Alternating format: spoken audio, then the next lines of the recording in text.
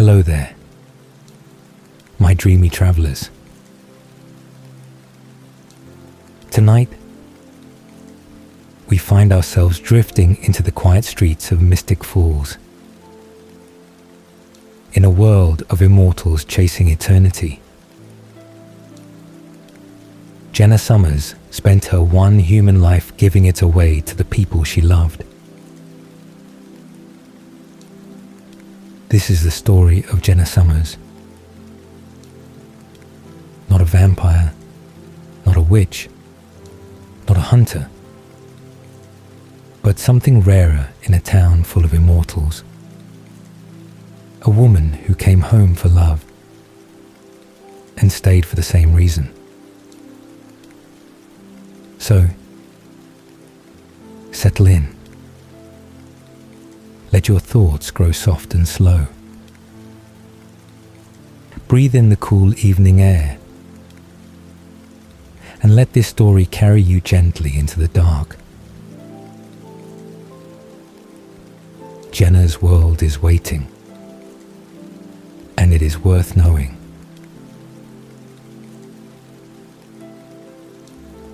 Mystic Falls, Virginia was the kind of town that held on to people.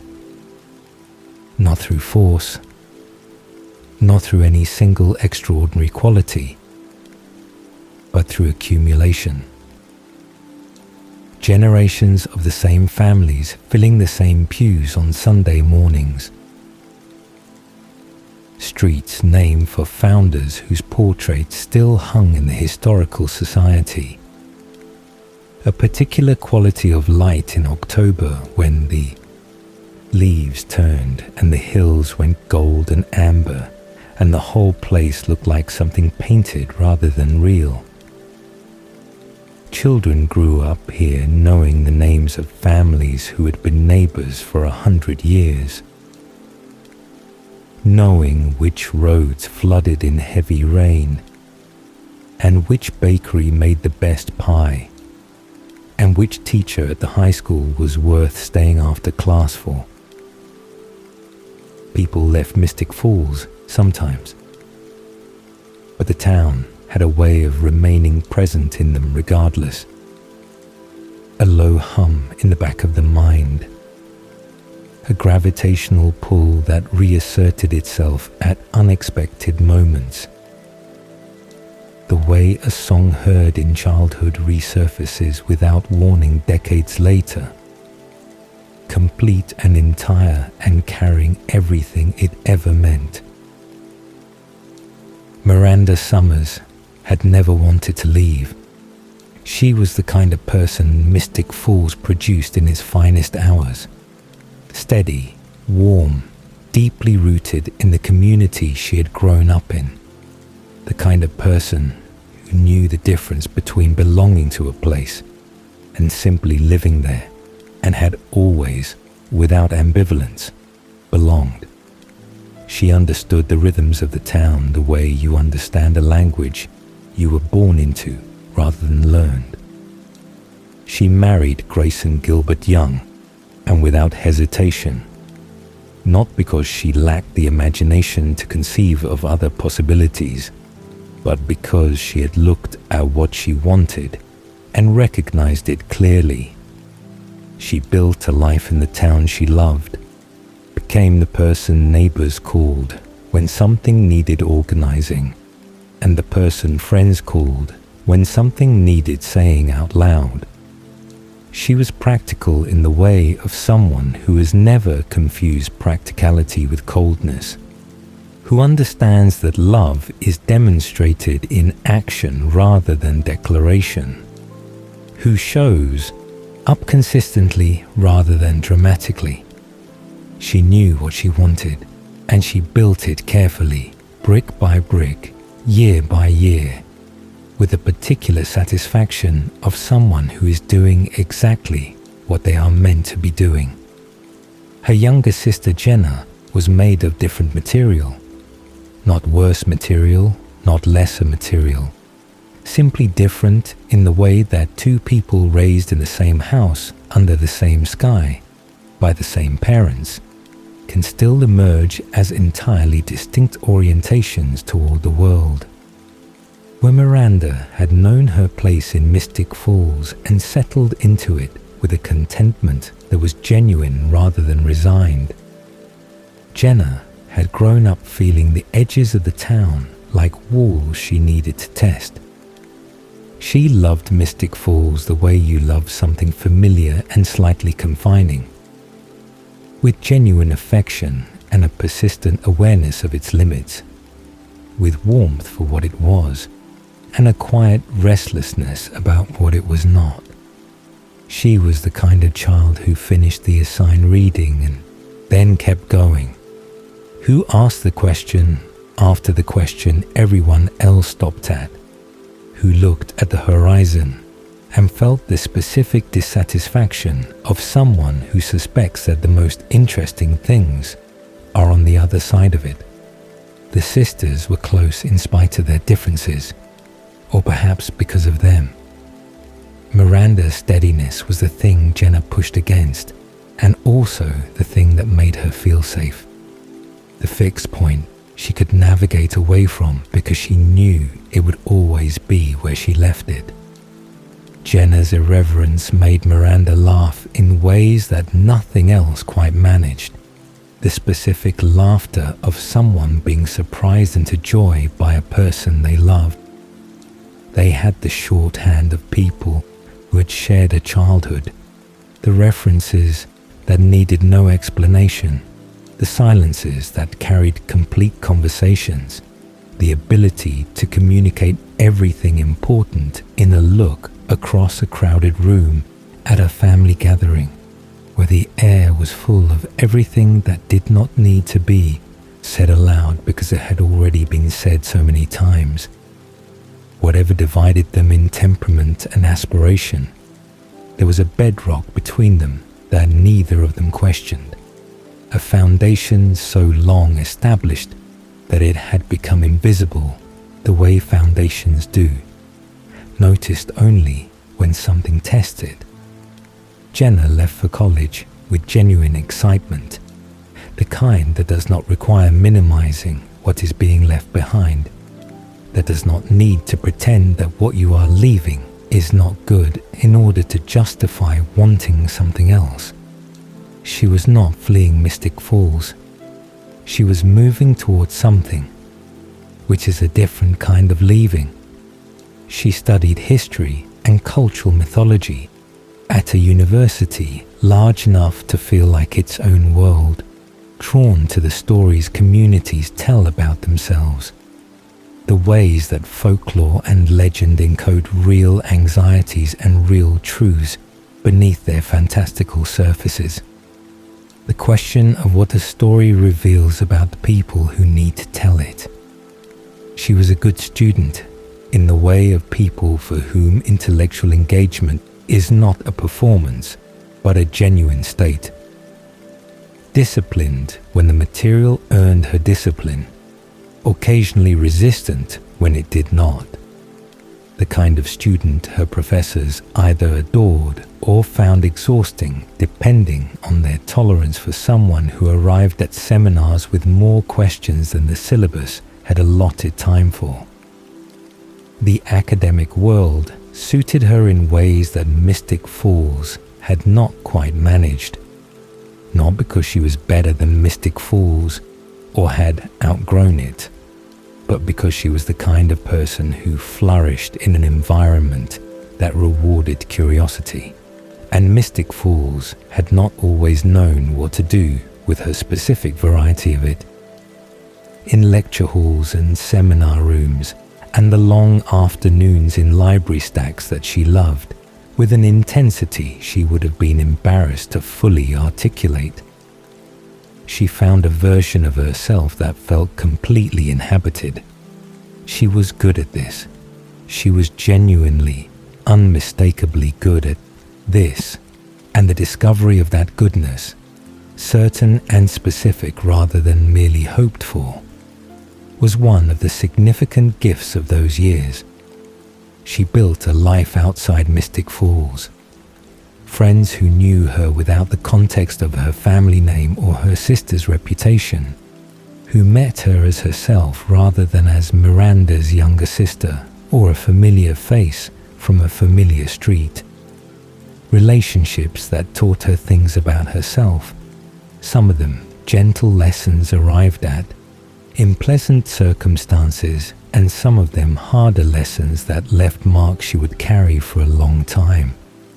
A sense of her own capabilities that only comes from navigating the world without the safety net of lifelong familiarity, from discovering that you can manage the unexpected and the difficult and the entirely new without collapsing under the weight of any of it.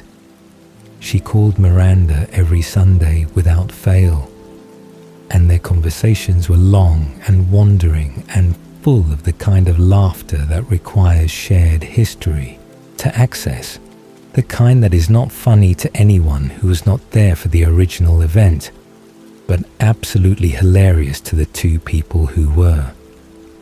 Miranda sent care packages with homemade cookies and local newspaper clippings about things Jenna would find amusing. Jenna sent postcards from everywhere she went, always with something written on the back that made Miranda read it twice. The Gilbert family grew during these years. Grayson and Miranda had Elena, and then Jeremy, and Jenna loved them from a comfortable distance.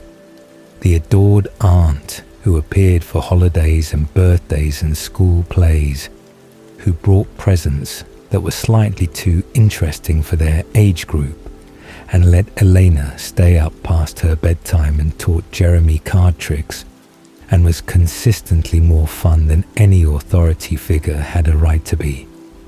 Elena called her Aunt Jenna with a reverence that made Jenna simultaneously delighted and slightly alarmed.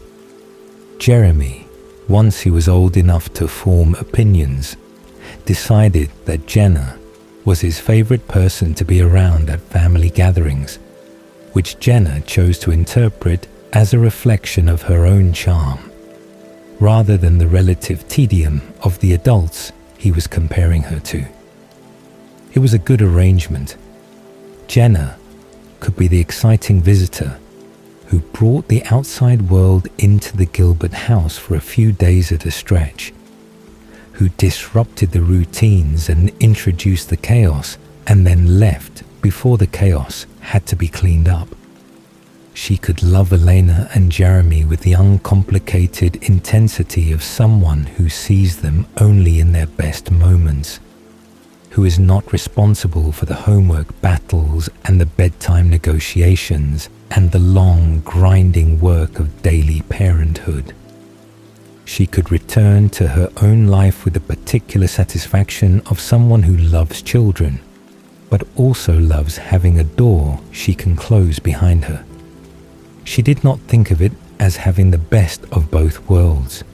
She thought of it as simply being lucky, which is what it was. The phone call came on a Tuesday evening in late autumn. Jenna was in her apartment, reading something for her graduate seminar, a cup of tea going cold on the desk beside her. The evening was ordinary in every detail she could later recall. The lamp on the desk, the particular quality of the quiet in her apartment, the stack of books arranged in the order she intended to read them. She answered on the second ring, because the number was Miranda's home line, and Miranda always called on Sundays, so a Tuesday call meant something. Though she could not have said what shape the something might take, she would not be able to reconstruct the exact words afterward. Memory is not reliable under sufficient shock, which is one of the things she could have told you from her academic work. The way that extreme stress interrupts the encoding of explicit memory and leaves the person with impressions rather than records. Knowing this academically does not prepare you for experiencing it. What she retained was the shape of the information rather than its specific delivery. The voice on the other end. The words car and accident and Grayson and Miranda arranged in a sequence that could only mean one thing. The roads had been wet. There was nothing to be done. She was sorry. The world did not spin. It did not go dark or bright or do any of the dramatic things that loss is sometimes described as doing in the language people reach for when they are trying to convey something that resists ordinary expression. It simply became very still and very quiet and very much smaller than it had been 30 seconds before. The lamp on the desk, the cold tea, the stack of books, all of it still there. All of it unchanged, the entire ordinary apparatus of her evening continuing to exist around the thing that had just happened to her. Elena was 15. Jeremy was 12. There was no one else. Jenna did not experience the decision to return to Mystic Falls as a decision in any meaningful sense. There was no list of alternatives considered and rejected. No sleepless night of weighing options against each other on some internal scale. There was simply the knowledge, arriving complete and fully formed before she had consciously processed the information that produced it, that she was going back. Elena and Jeremy were her family. They were 15 and 12 years old, and their parents were gone, and she was the person they had left. The only question was logistical. She packed her apartment in 3 days. She did not let herself think too carefully about what she was doing, about the trajectory she was interrupting, about the future she had been building in the careful, incremental way of someone who believes they have adequate time to build it.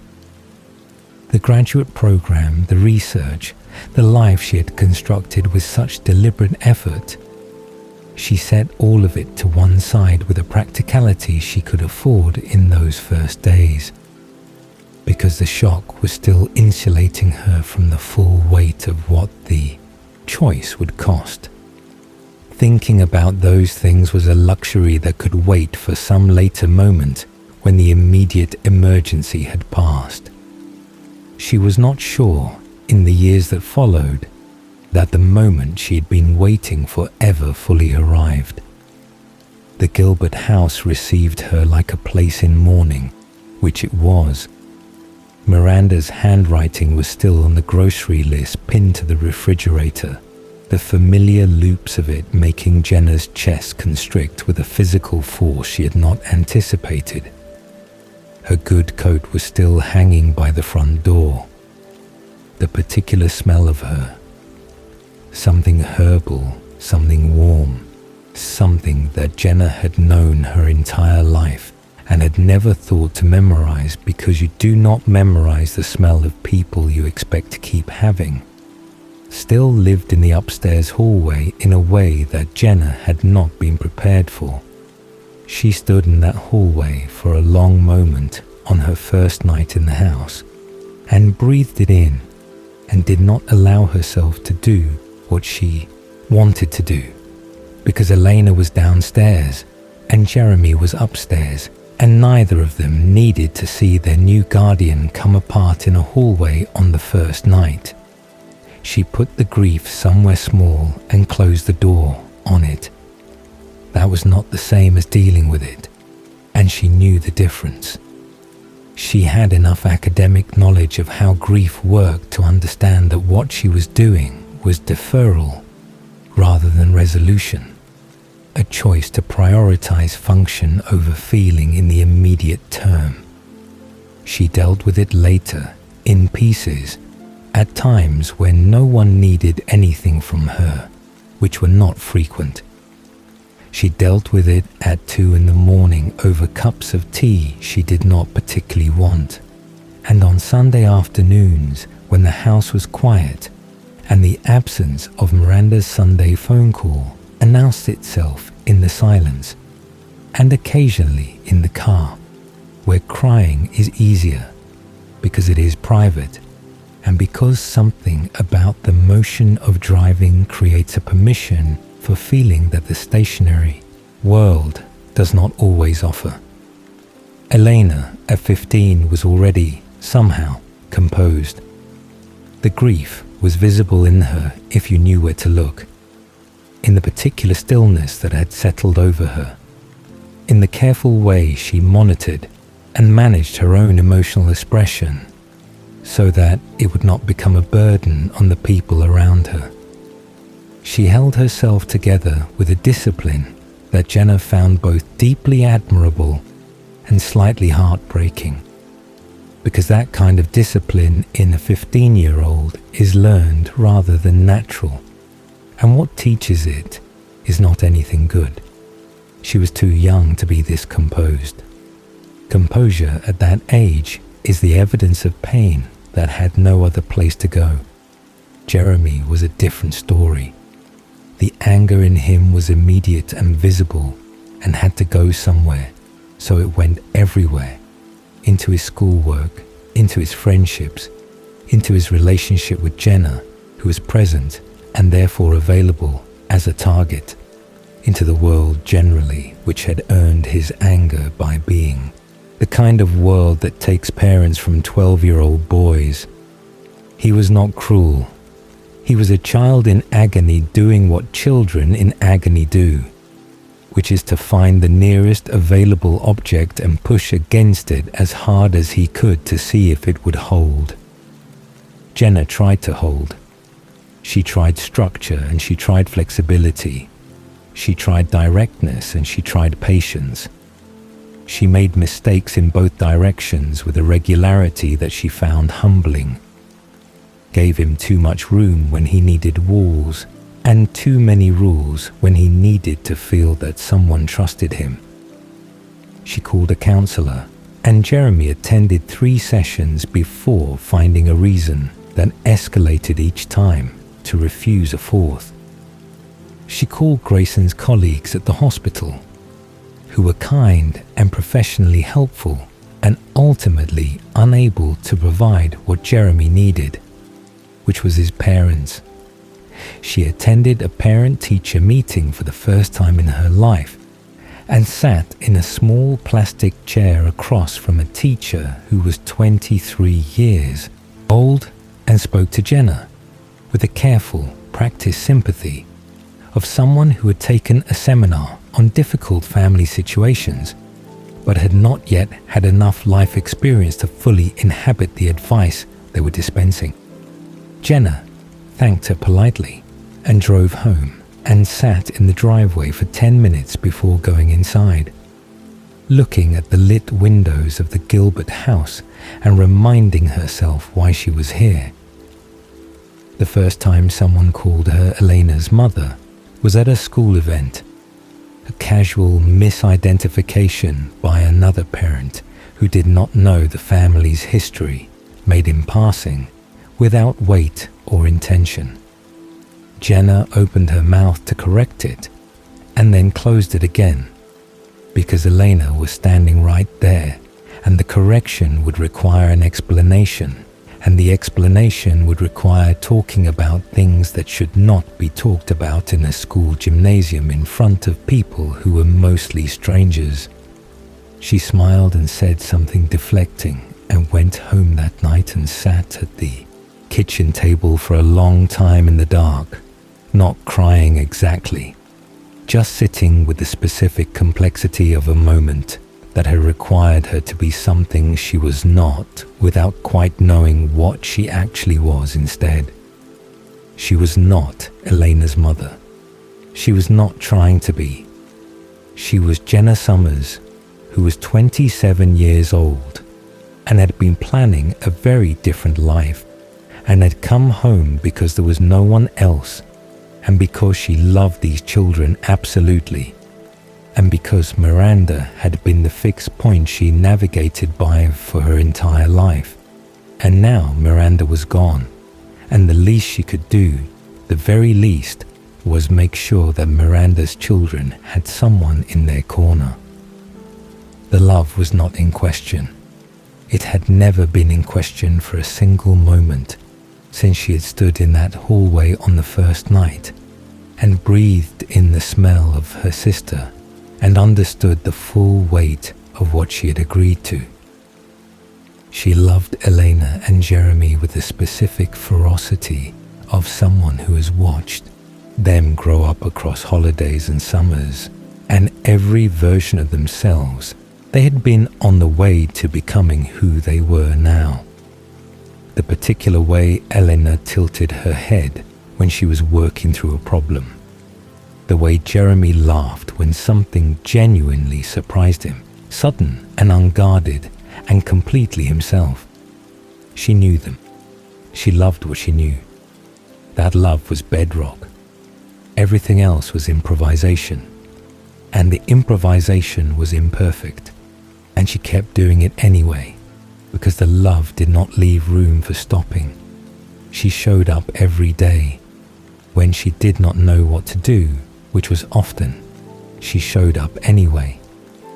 When she said the wrong thing, and she said the wrong thing with a regularity that she found instructive, if not always comfortable. She came back the next day and tried a different approach. When Jeremy was impossible to reach, she kept reaching, because the alternative was to stop reaching, and the alternative was not acceptable. When Elena was too composed, Jenna stayed close enough that Elena knew she did not have to be, that there was a person nearby who could hold the weight if Elena needed to set it down. It was not elegant.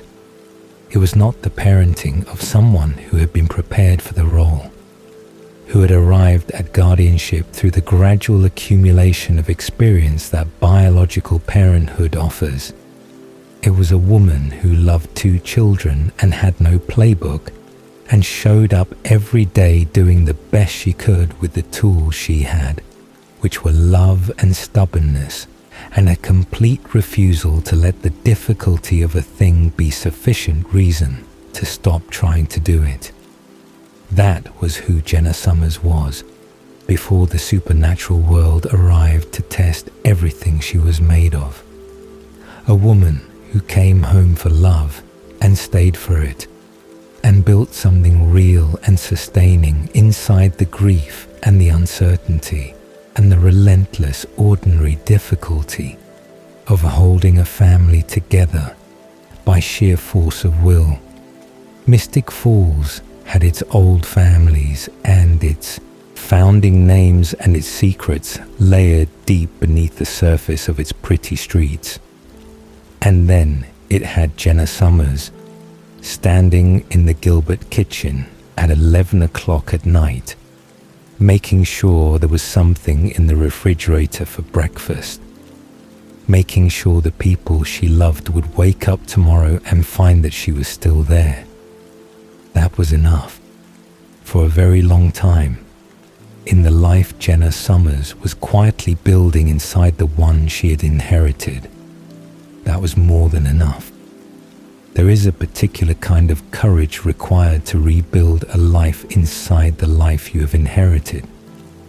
Not the dramatic courage of battlefield decisions or impossible choices made in the dark, but the quieter, more sustained courage of getting up every morning and doing the thing again, making the lunches, signing the forms, showing up to the events you were never supposed to be attending as an authority figure, standing in rooms that were designed for parents while being very specifically not a parent, and doing it anyway, because the alternative is not showing up at all, and not showing up was never something Jenna Sommers was built for.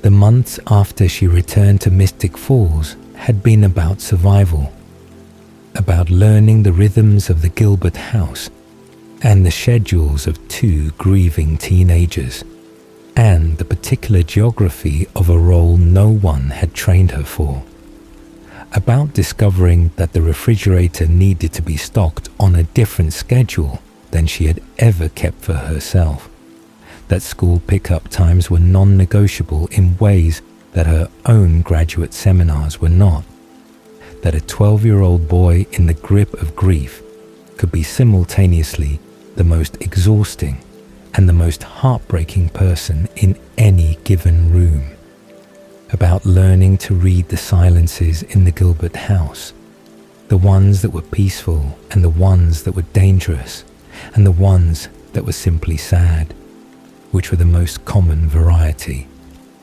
But survival, sustained long enough, begins to look something like living, and Jenna, who had always been someone with an interior life too large to be entirely subsumed by external circumstances, began to look for the edges of her own existence again, the places where she was still herself, separate from guardian and niece and substitute mother and community figure, the places that were only hers. She found them, carefully and with some deliberate effort, in her academic work.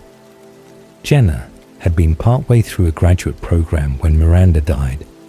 Her research focused on cultural mythology and historical narrative, specifically the ways that communities construct and maintain origin stories, the relationship between folklore and recorded history, the question of what gets preserved and what gets deliberately forgotten.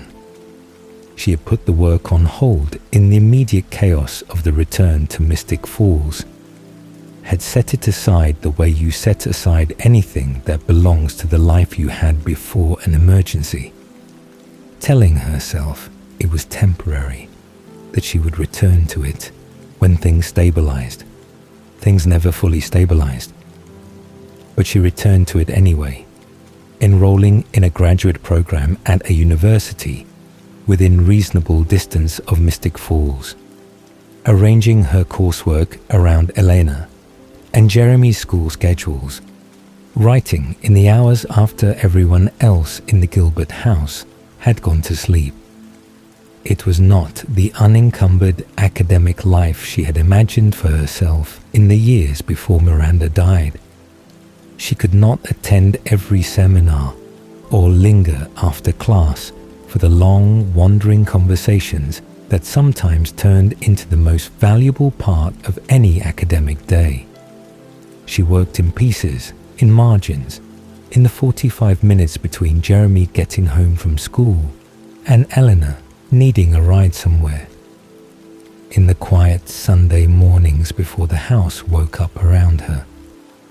But she worked, and the work mattered to her in a way that was difficult to fully articulate to people who had not experienced the specific relief of having something that belonged entirely to you inside a life that largely belonged to other people. Her research was not a retreat from her responsibilities. It was the thing that kept her whole enough to meet them. It was the proof, renewed each time she sat down to it, that she was still a person with a mind and a curiosity and a future that extended beyond the immediate demands of the Gilbert household. Her research had turned almost inevitably toward Mystic Falls itself. The town was extraordinary material for the kind of work she did. It had founding family records going back centuries, a historical society that maintained archives most small towns could not match, and a relationship with its own past that was simultaneously proud and strangely selective. There were gaps in the official historical narrative of Mystic Falls that nagged at her the way loose threads nag, not large enough to be obviously significant at first glance, but persistent, the kind of absence that suggests something was removed rather than simply never recorded. Certain decades in the town's history were extensively documented, and others were curiously thin.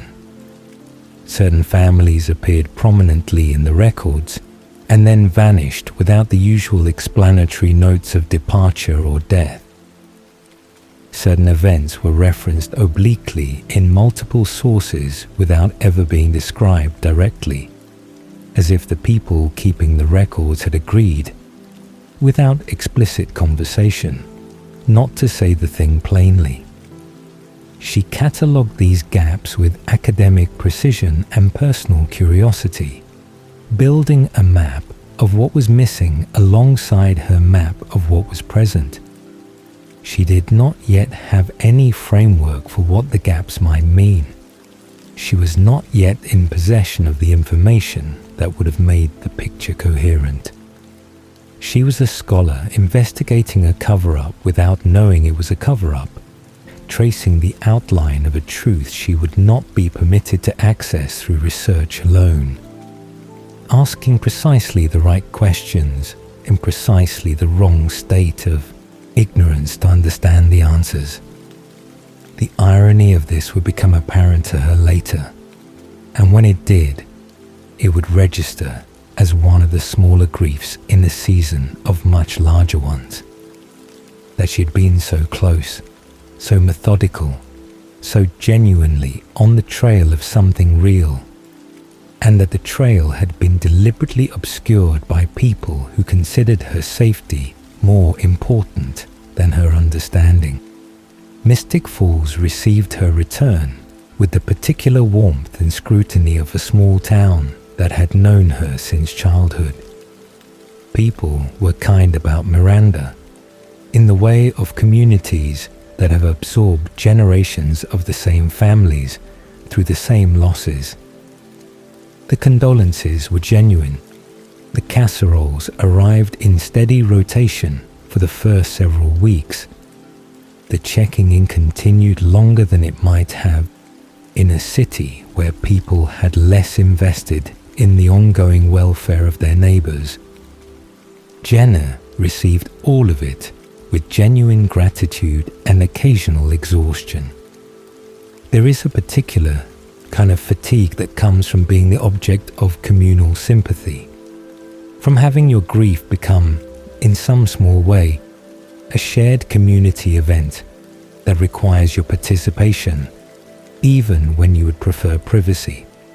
She navigated the social world of Mystic Falls with the practiced ease of someone who had grown up in it, and the slight detachment of someone who had also lived outside it long enough to see it clearly.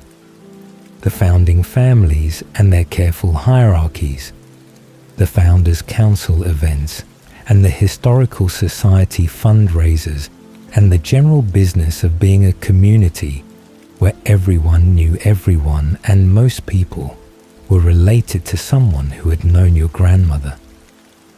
Jenna understood all of it, could move through all of it with competence and even a certain affectionate amusement, but she did not mistake familiarity for belonging. She had been away long enough to have the outsider's perspective, and that perspective, once acquired, is not easily set aside. Carol Lockwood occupied the particular social position of someone who had been the most important person in a specific room for long enough that she had begun to believe the room was the world.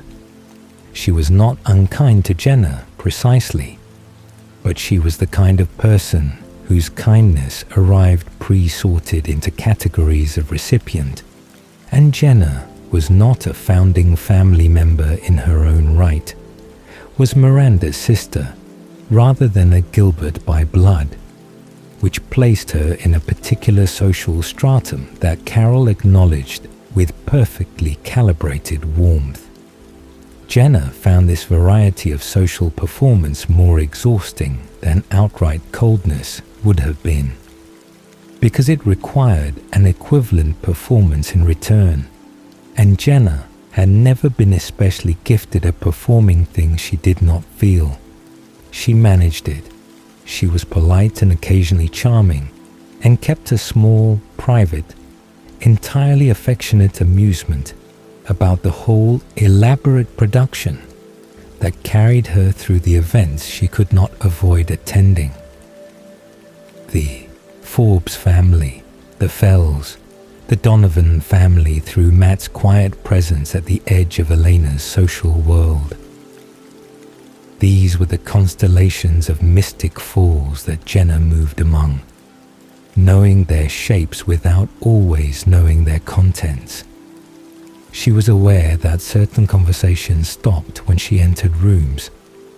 She attributed this to the ordinary social awkwardness of grief, to people not knowing what to say to a woman who had come home under these circumstances.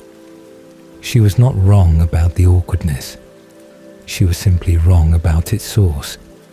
Elena, by the start of her junior year, was finding her way back towards something that resembled herself. The summer had been heavy. Grief does not lift on a schedule, and Elena's particular form of it was internal and carefully managed in ways that sometimes worried Jenna more than visible distress would have. There was something in Elena's composure that read less like healing and more like containment, as if she had built a very sturdy structure around the difficult things and was maintaining it through constant, invisible effort. Jenna noticed this and did not entirely know what to do with the noticing, which was a recurring experience in her guardianship of Elena. But Elena was also laughing again, with more frequency and less effort than she had managed in the months immediately after the accident. She was spending time with Bonnie Bennett, whose family had been in Mystic Falls as long as the founding families, and who had a quiet solidity that seemed to anchor Elena in moments when anchoring was needed.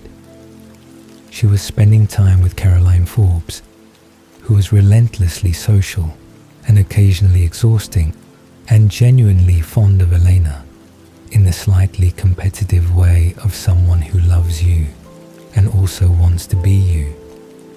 These friendships were doing the work that friendships are supposed to do, and Jenna was grateful for them in the specific way of someone who understands that she cannot be everything to two people and that no one should have to be.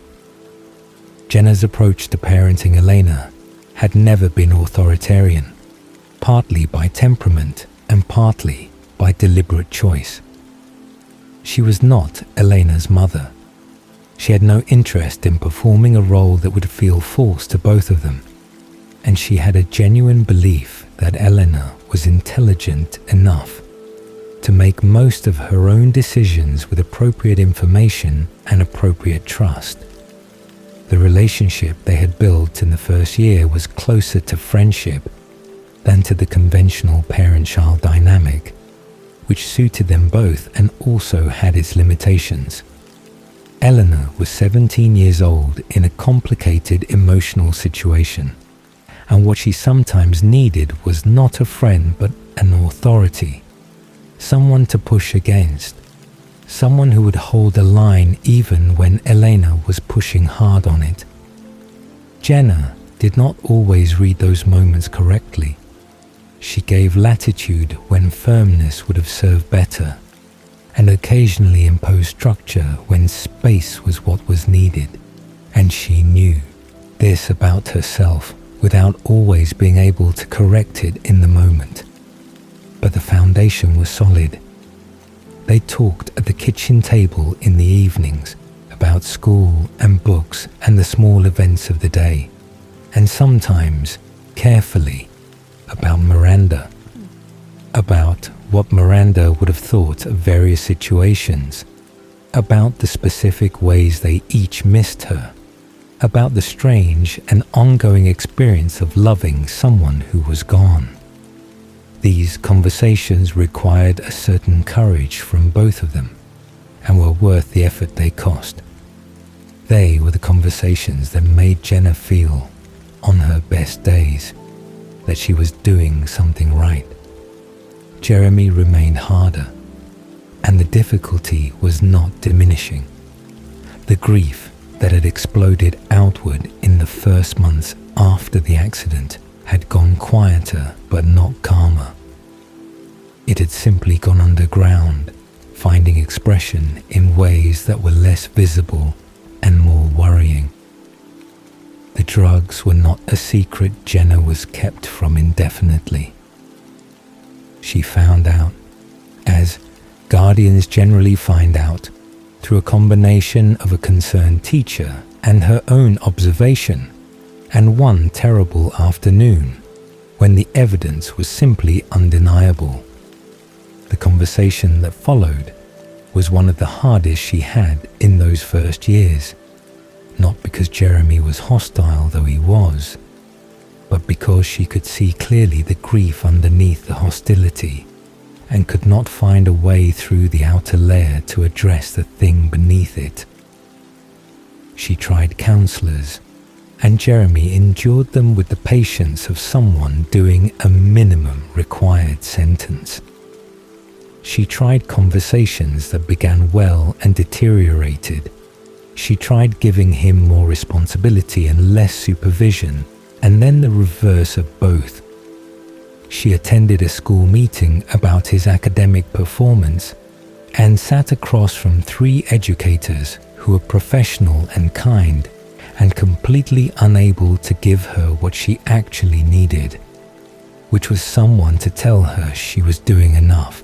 No one told her that, because no one knew, because the truth was that enough was not a fixed quantity when it came to a grieving 12-year-old, and what counted as enough changed daily. She kept showing up. That was the through line of Jenna's relationship with Jeremy in these years. Not success, not smooth communication, not any particular breakthrough moment that resolved the tension between them into something easier. Just the consistent, unremarkable, absolutely essential fact of her continued presence. She was there when he came home from school, and when he came home late, and when he did not come home when he said he would. She was there. She did not abandon the effort because the effort was not producing visible results. She understood, at some level she could not have easily articulated, that presence itself was the work, that showing up day after day without guaranteed return was the most honest form of love available to her in this situation. It was into this world, graduate seminars squeezed into the margins of school schedules, social obligations navigated with dry humor, the daily negotiations of a family still learning its own shape, that Alaric Saltzman arrived. He came as the new history teacher at Mystic Falls High School, which was already, in Jenna's private estimation, a point in his favor. She had a weakness for people who took history seriously, who understood that the past was not merely prelude, but actively present, that the stories communities told about their origins were also stories about who they intended to be. She met him at a school function in the early weeks of the fall semester, the kind of evening event that Jenna attended out of obligation, and usually left the moment propriety allowed. She did not leave early that evening. Alaric Saltzman was not conventionally remarkable in appearance. He was tall, with a slightly distracted quality of someone whose mind was often partly elsewhere, and he carried himself with an ease that read as genuine rather than performed, the specific ease of someone who had made peace at some point with not being the most interesting person in the room. He had a warmth that was not manufactured, the particular warmth of someone genuinely interested in the person in front of them, rather than the impression they were making. He asked Jenna about her research with the specific follow-up questions that indicate real listening rather than social courtesy, and she found herself talking at length, and without the usual self-editing she applied in conversations with people she had just met. They talked about history and mythology and the particular strangeness of Mystic Falls as a subject of academic inquiry. Alaric had observations about the founding family records that intersected with her own research in ways she had not anticipated, and there was a specific pleasure in discovering that someone saw the same gap she saw, asked the same questions, found the same silences significant.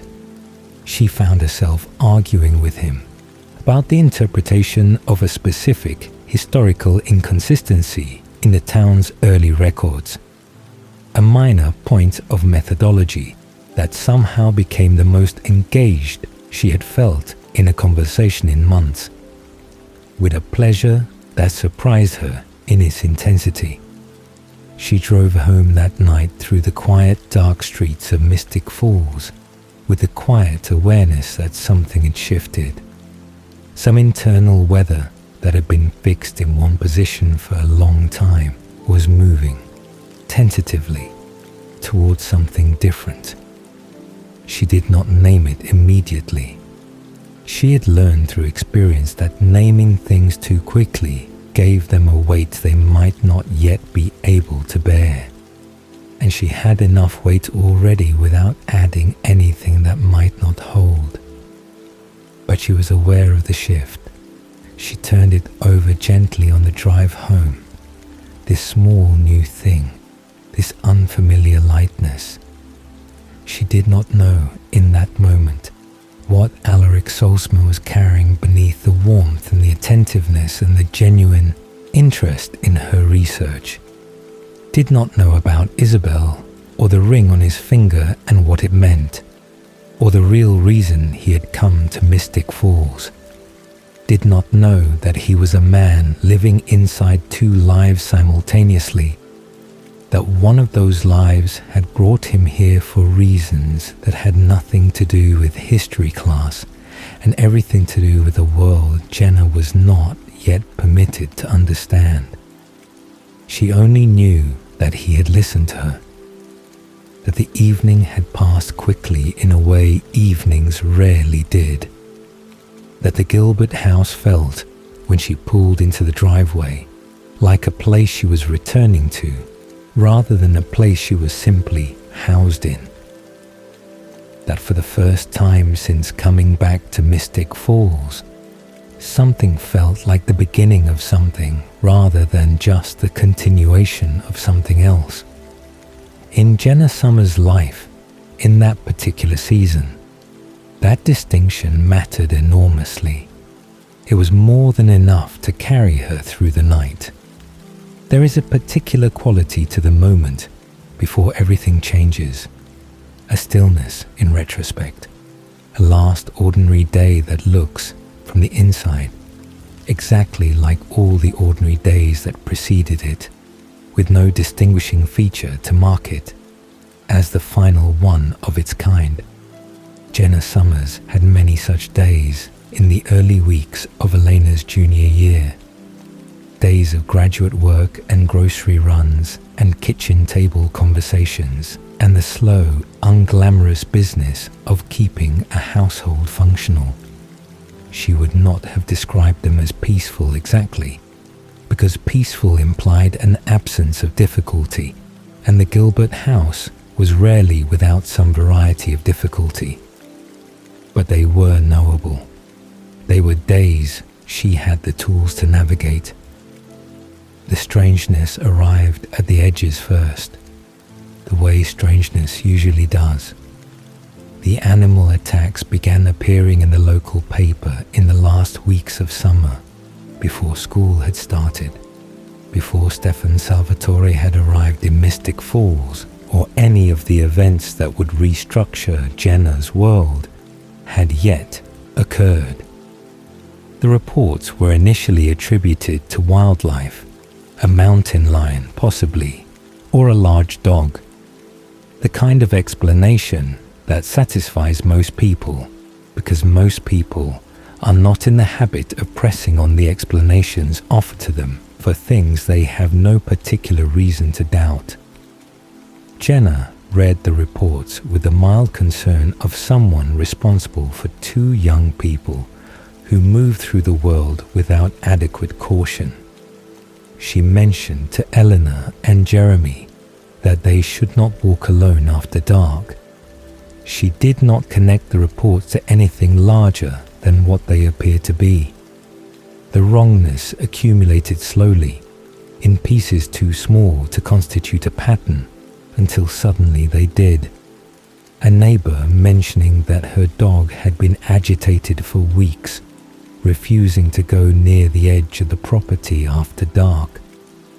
A historical society meeting where the older founding family members exchanged glances at the mention of the attacks that seemed to carry more weight than the surface. Conversation warranted. Small things. The kind of things that register in the peripheral vision of an observant person without quite reaching the center of their attention, filed away without a category to file them under. Eleanor changed in the first weeks of September, and the change was visible to anyone paying attention, which Jenna was. She became simultaneously happier and more secretive, more alive in some ways, and more carefully managed in others. There was a quality to her distraction that was different from grief distraction, different from the inward-turning quality of someone carrying loss. This was outward-looking. This was someone whose attention had been powerfully captured by something external, and who was working hard to contain the effects of that capture. Jenna attributed it, reasonably, to Stefan Salvatore. He had enrolled at Mystic Falls High School in the second week of September, and Eleanor's transformation had coincided so precisely with his arrival that the connection required no particular analytical skill to identify. Jenna met him within the first days of his appearing in Elena's life, at the Gilbert house, at a school event, in the ordinary social intersections of a small town, where the appearance of someone new is noted and processed by everyone within a relatively short span of time. Her first impression of Stefan was of someone almost excessively composed. He was polite to a degree that was genuine rather than merely performed, attentive to Elena in ways that suggested real care rather than the performative devotion of teenage courtship. He was thoughtful and measured, and there was something in his eyes, when she caught them directly, that seemed older than his face. She filed this impression without knowing what to do with it. He was good to Elena. In Jenna's accounting system, that covered a great deal of ground. Damon Salvatore was a different equation entirely. He appeared in Mystic Falls shortly after Stefan, and Jenna's instinctive response to him was something she trusted without being able to fully justify. She was not someone given to irrational dislikes. She generally extended the benefit of the doubt to people until they gave her specific reason not to, and she was aware of the tendency some people had to distrust attractive, confident men on principle. A tendency she found intellectually lazy. But Damon operated in a register that bypassed her intellectual frameworks entirely and spoke directly to something older and less articulate. Something in the way he held eye contact a fraction too long. Something in the quality of his attention, which felt less like interest and more like assessment. Something in the ease of his charm that read, to Jenna's particular kind of perception, as a skill rather than a nature. She was polite to him. She was always polite to people she did not trust, because politeness costs nothing and reveals nothing and maintains the social surface that makes daily life navigable. But she watched him with the careful attention she reserved for things that had not yet shown her what they were. What Damon did to Jenna, she would not know about until much later. The compulsion happened more than once in the early weeks of his presence in Mystic Falls, and it happened with the casual efficiency of someone for whom this particular violation was so routine as to barely require conscious attention. He needed access to the Gilbert house, and Jenna was the obstacle between him and that access. Not a person in his initial calculus, but a variable to be managed. He met her eyes, and he spoke to her in a particular way, and Jenna's will ceased to be her own for the duration of what he needed from her. She invited him in. She did not remember inviting him in. She had a vague sense, afterward, of a conversation at the front door, but the specifics were unavailable to her. The memory smooth and featureless in the way of something that has been deliberately removed rather than simply forgotten. She noticed the smoothness without understanding its cause, the way you notice an absence without being able to name what is missing. She felt, in the hours after these interactions, a low-grade disorientation she attributed to fatigue, to stress, to the general cognitive toll of her responsibilities. The horror of what was being done to her was not available to her in the moment because she did not have the framework to recognize it. She was being entered, her mind, her will, her fundamental autonomy as a conscious being, by something that had decided she was an inconvenience to be managed, rather than a person to be reckoned with.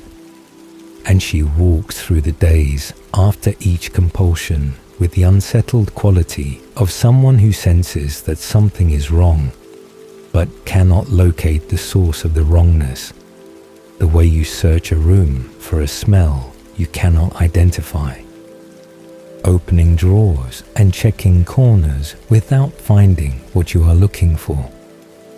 The UI, Founders Council, and its functions remained, during this period, entirely outside Jenna's knowledge. She was aware of the council in the way that anyone who had grown up in Mystic Falls was aware of it, as a historical organization, a civic institution connected to the founding families, something that organized commemorative events and maintained the historical record. She did not know its actual function, did not know that the founding families had maintained a generational awareness of vampire activity in Mystic Falls, had kept records and arsenals in the specific institutional knowledge of how to identify and neutralize supernatural threats, did not know that the Gilberts had historically been among the most active council members, that Grayson Gilbert had known precisely what walked the streets of his town and had maintained Vervain in his home accordingly. She was the guardian of a founding family household and the heir to a legacy of knowledge she had never been given. The item Vervain Grayson had kept was gone by the time Jenna returned, cleared out in the chaos of the estate, or perhaps deliberately removed by someone who understood its significance. She was unprotected in ways she did not know she needed protection. Navigating a town that had a shadow history, she was actively researching without knowing she was researching it. Carol Lockwood knew. Sheriff Forbes knew. Various members of the founding family network knew, in varying degrees, that Mystic Falls was not what it appeared to be. None of them told Jenna. The decision not to tell her was probably not cruel in its intention. The standard operating procedure of the council was to protect civilians through ignorance, to manage the supernatural threats without expanding the circle of knowledge unnecessarily. But the effect of this protection was to leave Jenna uniquely vulnerable in a household that was at the center of the supernatural activity they were all trying to manage. Alaric Saltzmans knew things too. More than the council, in some ways, and with a different quality of knowledge. Not institutional and inherited, but personal and earned at significant cost. He'd come to Mystic Falls to find the vampire who had killed his wife Isabel, who had not died but been turned, who had disappeared into a world Alaric had subsequently educated himself about with the thoroughness of someone motivated by grief and fury in equal measure. The ring he wore, the Gilbert ring that had passed through channels Jenna did not know about, protected its wearer from supernatural death. It was a detail she noticed without understanding, a piece of the larger picture whose frame she could not yet see. He was warm with her. He was genuine with her. The growing connection between them was real on his side as it was on hers, complicated by what he was carrying but not manufactured. He was a man living a double life, not from moral failure, but from the particular impossibility of his situation, and the warmth he showed Jenna was not a performance. It was the one uncomplicated true thing in a life that had become very complicated. The dramatic irony of their connection during this period was complete. Two people who were both living inside the supernatural world without full knowledge of each other's relationship to it. Both of them aware, in different ways, that something larger was moving through Mystic Falls. Neither of them yet able to speak plainly to the other about what they knew. The gap between them was made of secrets that had been kept on both sides, with intentions that were not bad and effects that were. The fog at the edges of Jenna's awareness thickened through the autumn, each strange thing adding to the accumulation without yet reaching the threshold of coherence. Elena, more secretive. Stefan's presence in their lives acquiring a weight that seemed disproportionate to the length of his acquaintance with the family. Damon appearing and disappearing with an ease that the geography of Mystic Falls did not quite account for. The animal attacks continuing, changing in character, becoming harder to explain with the original mountain lion hypothesis. Jenna kept her attention on the things she could manage. Her research, the Gilbert household, Jeremy's ongoing struggle, and Eleanor's ongoing composure, and the daily work of being present for both of them. She was a woman of genuine intelligence and genuine perceptiveness, and she was surrounded on all sides by people who had decided, for reasons they believed were good ones, that she did not need to know the truth. She was starting to suspect that they were wrong. She did not yet know how right she was. There is a specific texture to happiness that arrives late, after difficulty. It does not have the uncomplicated brightness of happiness that comes easily, the happiness of people who have not yet learned that good things can be taken. It is quieter than that, more carefully held, examined with a gentle suspicion that is not ingratitude, but simply the learned caution of someone who has loved things and lost them. Jenna Sommers knew this variety of happiness well by the time autumn deepened toward winter in Mystic Falls. She recognized it in herself without being entirely sure what to do with it. The way you recognize a language you studied long ago and are surprised to find you still understand.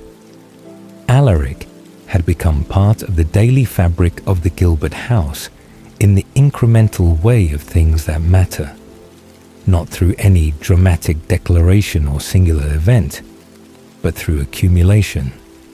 Dinners that ran long, conversations that continued past the point where either of them had a practical reason to keep talking, the specific ease of someone whose presence makes a room feel different without announcing itself.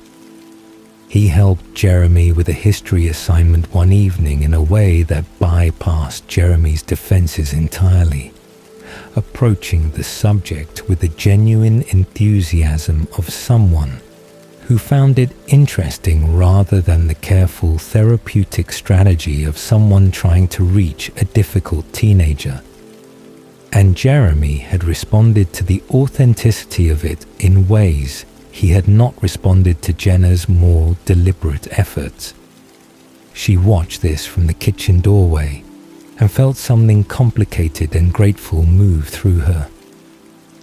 Elena observed the relationship with the careful attention of someone who loved Jenna and was also, by temperament and by circumstance, a person who monitored the emotional weather of everyone around her. Her approval of Alaric was real. She'd watched Jenna absorb the weight of guardianship for over a year without complaint and without asking for anything in return. And she understood, perhaps better than Jenna gave her credit for, what it cost. She wanted Jenna to have something that was hers.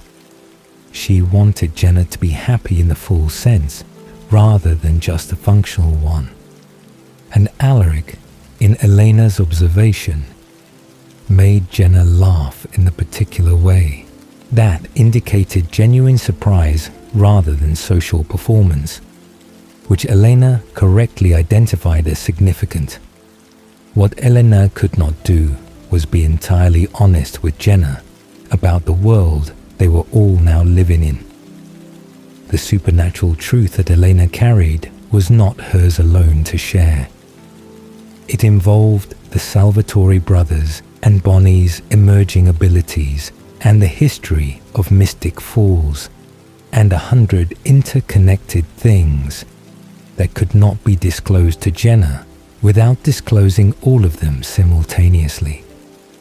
Elena made the decision repeatedly and with genuine reluctance to continue protecting Jenna from information that would have changed everything.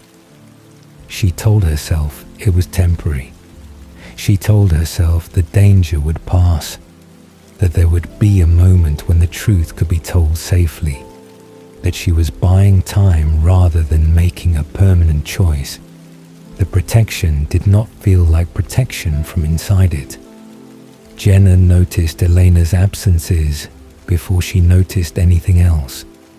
The evenings, when Elena came home later than she had said she would, with explanations that were technically coherent, but somehow unsatisfying in their texture.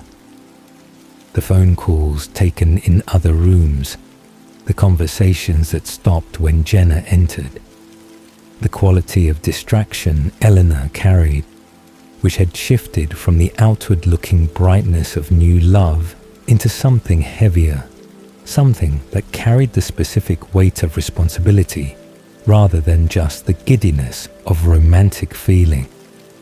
Elena was managing something. Jenna could see it clearly without being able to identify what it was. She asked, more than once, in the careful way she had developed for asking Elena things, indirect enough not to feel like interrogation, direct enough to make clear she had noticed. Elena deflected with skill, with warmth, with a particular technique of someone who has become practiced at redirecting concern, without appearing to dismiss it. She would acknowledge the question, offer something adjacent to an answer, and then turn the conversation with a gentleness that left Jenna holding her original concern, without quite being able to return to it. This was the thing that hurt most, and Jenna turned it over in quiet moments with the honesty she applied to difficult things. Not the secrecy itself exactly. She understood that teenagers had interior lives they did not share with their guardians, that privacy was not the same as deception, that some degree of distance was healthy and appropriate. What hurt was the specific quality of Elena's management of her. The sense of being handled, The awareness that Elena had assessed her and concluded she needed to be protected from something, and had made that decision without consulting her, without offering her the choice. Jenna had given up the life she was building to come home and be present for these children. She had asked for nothing except to be treated as someone worth telling the truth to, and she was being managed instead. She said this to Alaric one evening, not as a complaint about Elena specifically, but as an articulation of something she had been carrying. They were sitting at the kitchen table after dinner, the house quiet around them, and she said it plainly in the way she tended to say things that mattered to her, without extensive preamble, without the social softening she sometimes applied to difficult observations in other contexts. She said that she felt increasingly like the last person in her own household to know anything important, that she had the responsibilities of being the adult in this family without being extended the basic dignity of being treated like one. Alaric listened. He listened in the way he always listened, with the full weight of his attention, and she saw something move behind his eyes that she could not quite read. A recognition, she thought. Something that looked almost like guilt. She filed this without naming it, the way she had been filing various small observations about Alaric without yet assembling them into a picture. Because Alaric was keeping things from her too. Not about Elena, not about the Salvatore brothers, not about the specific contents of the supernatural world that was reorganizing itself around the Gilbert household, but about himself, about Isabel, about why he had come to Mystic Falls, and what he'd been doing in the months before his arrival, and the ring on his finger that she had asked about once, and received an answer that satisfied her less than it should have. She had chosen to let it rest. This was a choice she recognized as a choice, made with full awareness that she was choosing it, not an oversight or an absence of perception. She was falling in love with Alaric Saltzman in the specific quiet way that she fell in love with things, not dramatically, not suddenly, but through accumulation, through the steady evidence of his character, delivered in ordinary moments over ordinary weeks. And falling in love made her generous with the questions she could have pressed harder. It made her willing to accept partial answers. It made her hold her observations lightly, in the way you hold something you are afraid of dropping. She would think about this later, about the choice she made to let it rest, about what it revealed about her and about love, and about the complicated human tendency to believe that warmth and honesty are the same thing, when in fact they're entirely separate qualities that may or may not coexist in a single person. Isabel arrived in Mystic Falls on an ordinary afternoon, and nothing was ordinary after.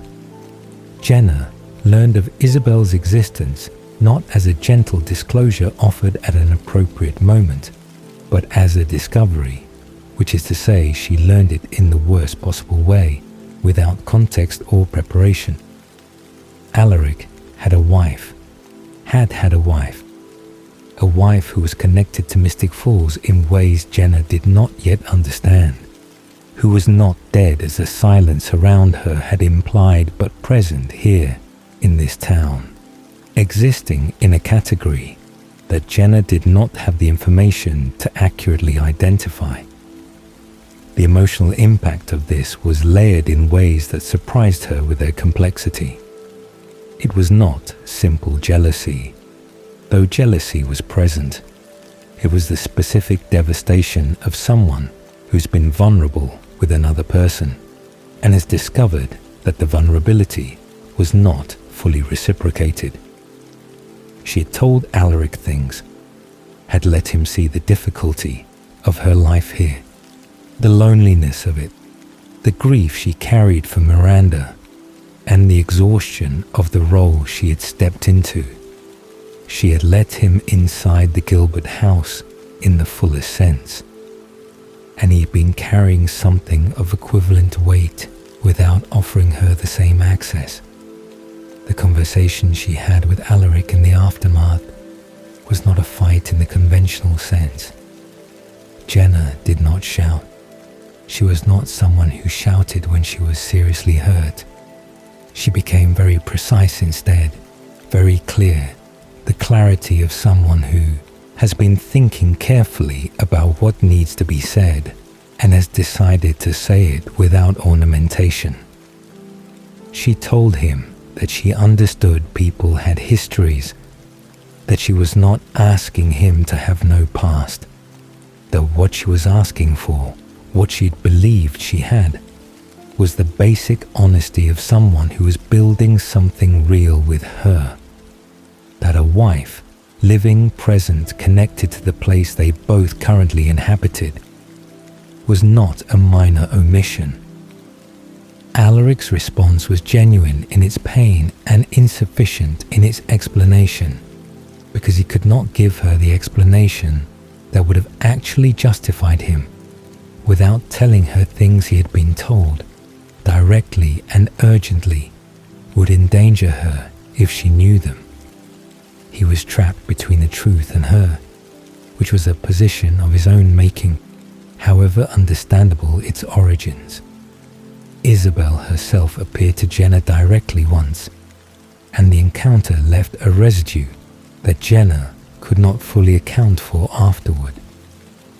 Isabel was cold in a way that went beyond personality, deliberately cruel in the specific way of someone who wants you to understand that you are peripheral to a story you believe yourself to be central to. She said things designed to diminish, to make Jenna feel small, replaceable, a temporary fixture in a history that predated her and would continue after her. Jenna, who was not easily diminished, held herself together through the encounter with the specific composure of someone who is absolutely not going to give this woman the satisfaction of seeing her break. But alone afterward, she sat with what the encounter had stirred, and it was not nothing. She ended things with Alaric. The conversation was brief because she had already done the longer version internally, had already worked through the arguments and the counter-arguments and the grief of it in the quiet hours before she said the words out loud. She told him clearly, without cruelty, that she could not be with someone who had kept something this, wish things were different. She meant wish things were different. She meant all of it, including the last part. The silence that settled into the Gilbert house after Alaric stopped coming around regularly was a specific kind of quiet, not peaceful. Not the quiet of a problem resolved, but the quiet of an absence, the way a room feels different after furniture has been removed from it, even before you have consciously identified what is gone. Jeremy noticed it in his way, with the acute peripheral perception of a teenager who has learned to read the emotional atmosphere of his household as a survival skill. Eleanor noticed it and was careful with Jenna in the days that followed, present without pressing, available without demanding. Jenna noticed it herself every morning when she came downstairs, and the kitchen held only the people who lived there. She was angry underneath the quiet. Not loudly, not in ways she performed for an audience, but genuinely and with justification. She was angry at Alaric, at the situation, at the persistent sense that she was the last person in her own life to know what was actually happening in it.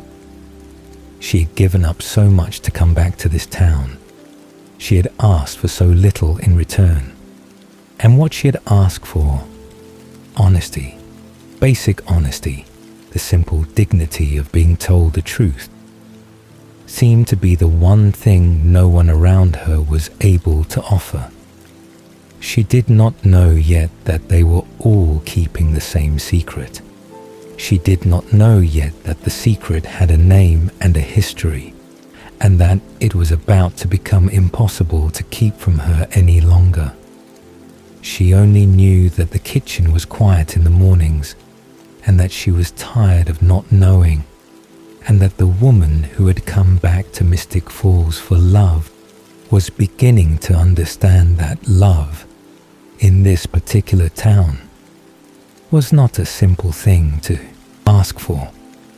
The truth, when it finally came, did not arrive the way Jenna had imagined it might. She had imagined, in the abstract way of someone who suspects they are being kept from something without knowing what, that revelation would feel like a door opening, like finally being let into a room that had been locked against her. She had imagined relief alongside whatever else she would feel, the specific relief of having her suspicions confirmed, of understanding at last why every conversation in the Gilbert household had carried the faint quality of something edited, why the air in certain rooms changed when she entered them, why the people she loved most in the world looked at her sometimes with an expression that was equal part tenderness and guilt. It did not feel like that. It felt like the floor dropping away, like the room she had finally been let into turned out to have no floor at all. Only the sudden, vertiginous awareness that she had been standing on a surface that was not solid for a very long time without knowing it, and that the things she had explained to herself in ordinary terms, the gaps in her memory, Elena's escalating secrecy, Alaric's impossible history, the animal attacks that the local paper kept attributing to wildlife with a persistence that in retrospect suggested institutional commitment to a specific explanation rather than honest uncertainty, had been ordinary explanations for extraordinary causes all along. She'd been living inside a story she was not permitted to know was a story, and the full scope of that displacement arrived not gradually, but all at once, the way falling arrives when the thing you are standing on is no longer there. Vampires were real. She sat with those 3 words in the immediate aftermath of learning them, and understood that they were not metaphorical, and were not the opening of a conversation she still needed to be convinced of. The person telling her was not asking her to consider a possibility.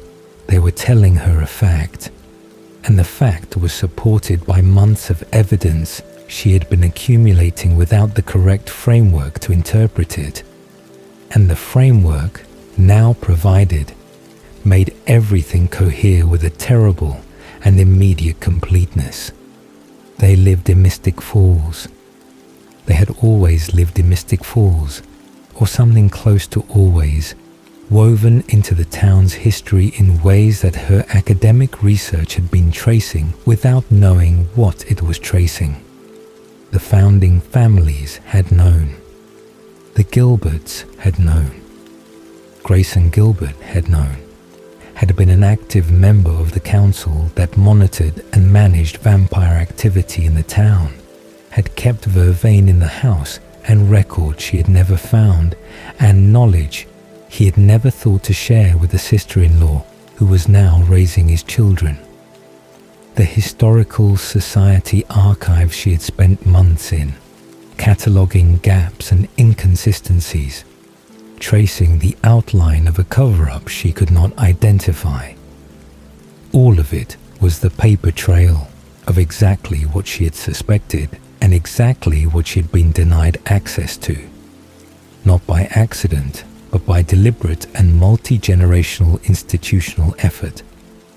Stefan Salvatore was a vampire, had been for over a century and a half, which meant that the boy who had walked into Mystic Falls High School in September and immediately become the center of Elena's world was older than anyone Jenna had ever met, older than anyone she would ever meet under normal circumstances, carrying a history that predated the founding of the town he had chosen to live in. His devotion to Elena was real. Jenna had never doubted the genuineness of that, but so was what he was, and the two facts existed simultaneously without cancelling each other out, which was the part she had to sit with longest. That something could be genuinely loving and genuinely dangerous in the same breath, without either quality diminishing the other. Dalman Salvatore was a vampire, older than Stefan, and less restrained and more deliberately dangerous in the specific way of someone who had decided, at some point in his long existence, not to work against his own nature. And he had compelled her, had entered her mind, her will, her fundamental selfhood, the most interior and private thing a person possesses, and had used it as a convenience, had rearranged her consciousness to serve his purposes, and had walked away from the encounter without, as far as she could tell, any particular awareness that he had done something to a person, rather than simply removed an obstacle. Multiple times, with no more ceremony than opening a door and walking through it. And everyone in Elena's circle had known this had happened at some point, and had not told her. Jenna sat with this information in the hours after it was delivered and felt the full architecture of the past several months restructuring itself around the truth she had now been given. Every strange moment finding its correct explanation, every gap in her memory acquiring its accurate cause. The conversation at the front door she could not quite remember, the disorientation she had attributed to fatigue, the specific wrongness she had felt in certain moments without being able to locate its source. All of it snapping into focus with the terrible clarity of something that has been present all along and is only now being permitted to be seen. She was not relieved. The word for what she felt was not relief. It was something closer to the exhausted, hollow recognition of a person who has been arguing with themselves for months about whether they were right to be suspicious and has just been told they were right about everything. She had been violated. That was the word, and she did not flinch from it in her private accounting of what had been done to her, did not reach for the softer language that might have made the fact easier to hold. Damon Salvatore had walked into her mind and rearranged her will and walked out again, and she had gone about her days carrying the evidence of it in the form of absences she could not explain, gaps she could not account for, a recurring sense of wrongness she had eventually learned to dismiss because she had no other option, and no one had told her. Elena had known at some point that Damon had compelled her aunt. Alaric had known because Alaric knew about vampires and had been in the Gilbert household during the relevant period and was not a person who missed things. The Salvatores obviously knew. She had been the only person in the relevant conversation who did not have the information required to understand what had been done to her or to protect herself from it happening again. The anger was significant and fully justified, and she did not perform it or minimize it or rush herself through it towards some destination of equanimity she was not ready to reach. She was angry at Damon in a way that was clean and uncomplicated and required no qualification. What he had done to her was wrong. It had been wrong each time he did it, and the absence of malicious intent did not mitigate the wrong in any way that mattered to her. She was angry at the situation in a way that was more complicated and more exhausting. The anger of someone who understands that the system that harmed them was not designed to harm them specifically, but harm them anyway, through indifference and assumption. And she was angry at Elena in a way she did not want to be, and was anyway, because wanting to be fair to someone and being hurt by them are not mutually exclusive states, and Jenna had always been too honest with herself to pretend she felt something she did not feel. Elena's reasons had been sincere. The decision to protect Jenna from the truth had been made from love, from the specific love of someone who has watched a person she cares about absorb difficulty after difficulty and has decided, in a particular moment, that this particular difficulty can be managed without adding to their burden. Jenna understood this. She could follow the logic of it, could reconstruct the reasoning, could even acknowledge that if she had been in Elena's position, she might have made the same calculation. None of this made it hurt less.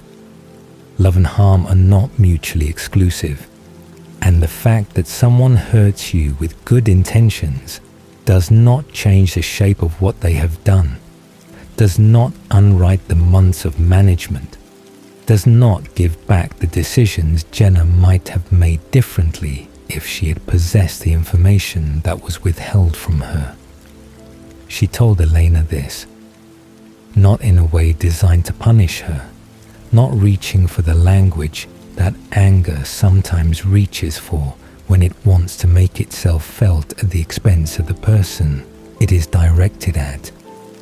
She told her plainly in the kitchen, at the table where they had sat together through every difficult conversation the Gilbert household had produced in the past year and a half, in the particular way Jenna had of saying hard things directly, without excessive ornamentation, with the understanding that the person being spoken to deserves honesty more than they deserve comfort in this moment.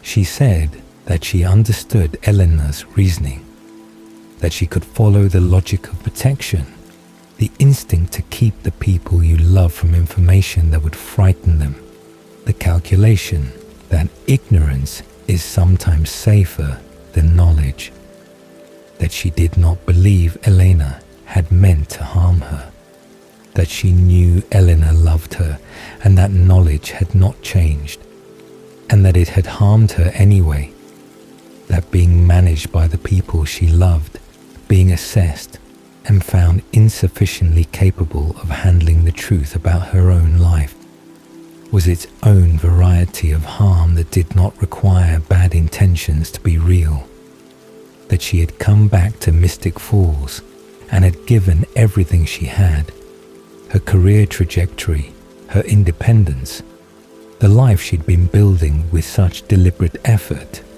and what she had asked for in return, the only thing she had ever asked for, was to be treated as an adult who was capable of handling the reality of the situation she had chosen to inhabit. And she had not been given that. She had been given a comfortable, carefully maintained version of reality instead, and the comfort of it had been purchased at the cost of her ability to protect herself and make informed choices about her own safety. Elena cried.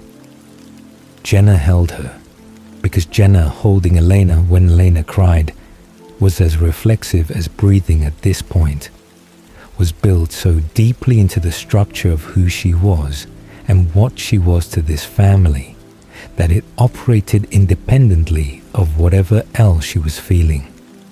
She held her and meant every second of it and was still angry, because those two things are not contradictory. Because love is not the absence of hurt, but the decision to remain present alongside it. Because you can hold someone and be furious at the situation that put both of you where you are, and neither the holding nor the fury cancels the other out. She did not run. This was the decision that defined what came next, and it was made not in a single dramatic moment, but across the hours following the revelation, in the quiet of the Gilbert house, while the enormity of what she had been told was still settling into the spaces of her understanding. She could leave.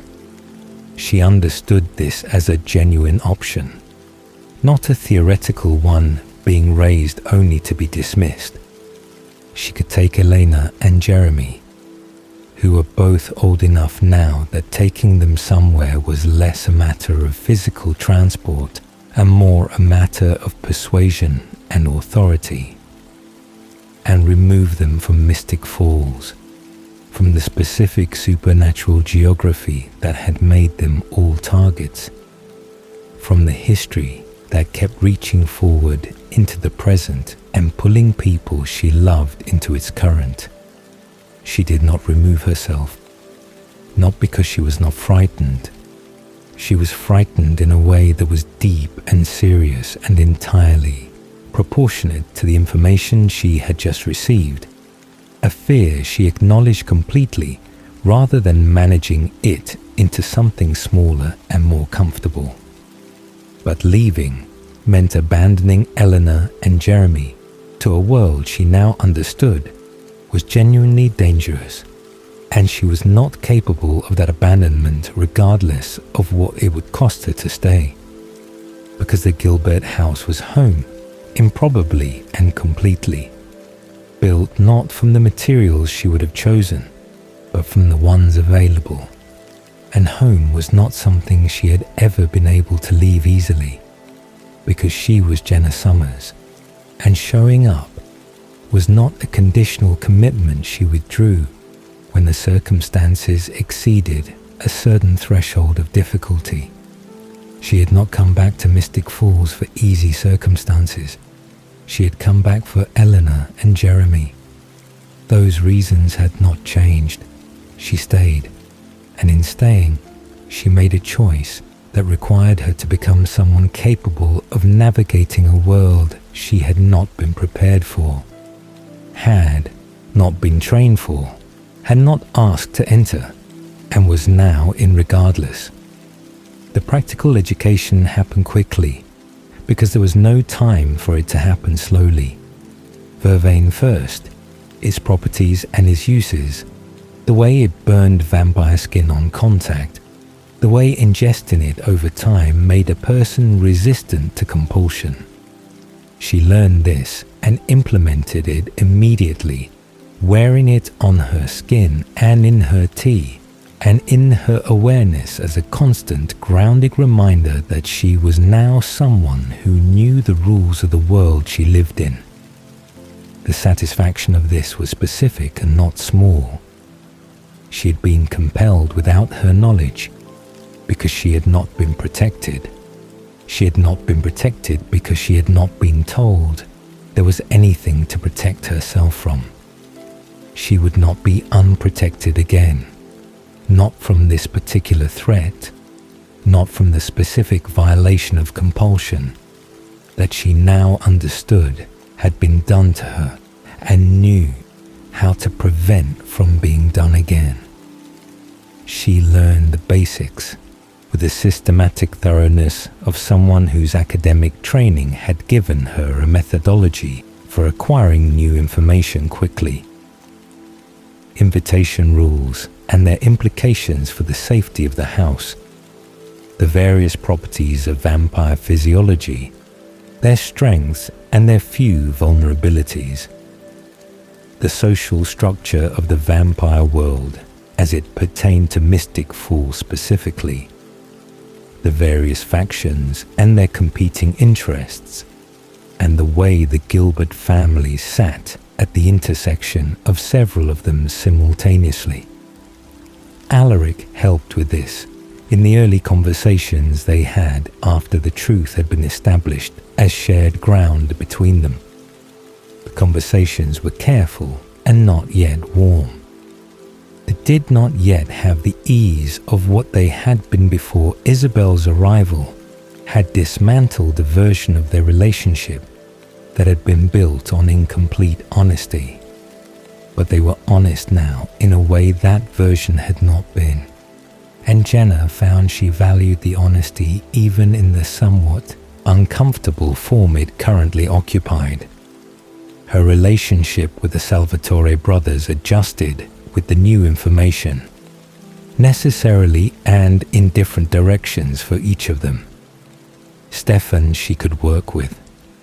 His protectiveness of Elena had been genuine across the entire period she had known him, and the effort he visibly made against his own nature, the animal blood, the restraint, the consistent choosing of the harder path, spoke to a character that warranted a degree of trust even in the context of what he was. She was not comfortable with him in the uncomplicated way of before. There was a quality to his stillness, to the precise way he controlled his own movements and expressions, that she now understood rather than merely noticed, and understanding it did not make it easier to share a room with. But she could be in the room. She could extend a conditional trust built on evidence rather than the unexamined assumption of ignorance, which was in some ways a more solid foundation than what had preceded it. Damon was a different and considerably longer internal conversation, one that did not arrive at a clean resolution, and that she did not try to force toward one. What he had done to her was not something that could be processed on a schedule convenient to anyone other than herself, could not be set aside because he had useful qualities in other contexts, or because Elena valued his presence, or because the pragmatics of the current situation made open hostility inadvisable. The compulsion was not an abstract harm she could evaluate from a safe intellectual distance.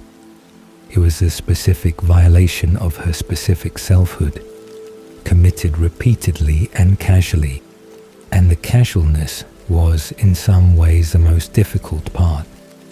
Deliberate cruelty at least acknowledges that the person being harmed exists. What Damon had done to her had not required him to acknowledge her existence at all. She had been an obstacle, and he had removed the obstacle. And the fact that the obstacle was a person with her own consciousness and her own will had apparently not risen to the level of his attention.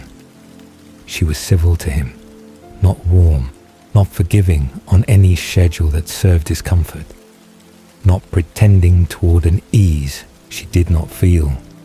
Civil because civility was the flaw of functioning interaction, and because she was a practical person who understood that open warfare with a vampire who lived in the social world and was connected to her family would cost more than it would gain.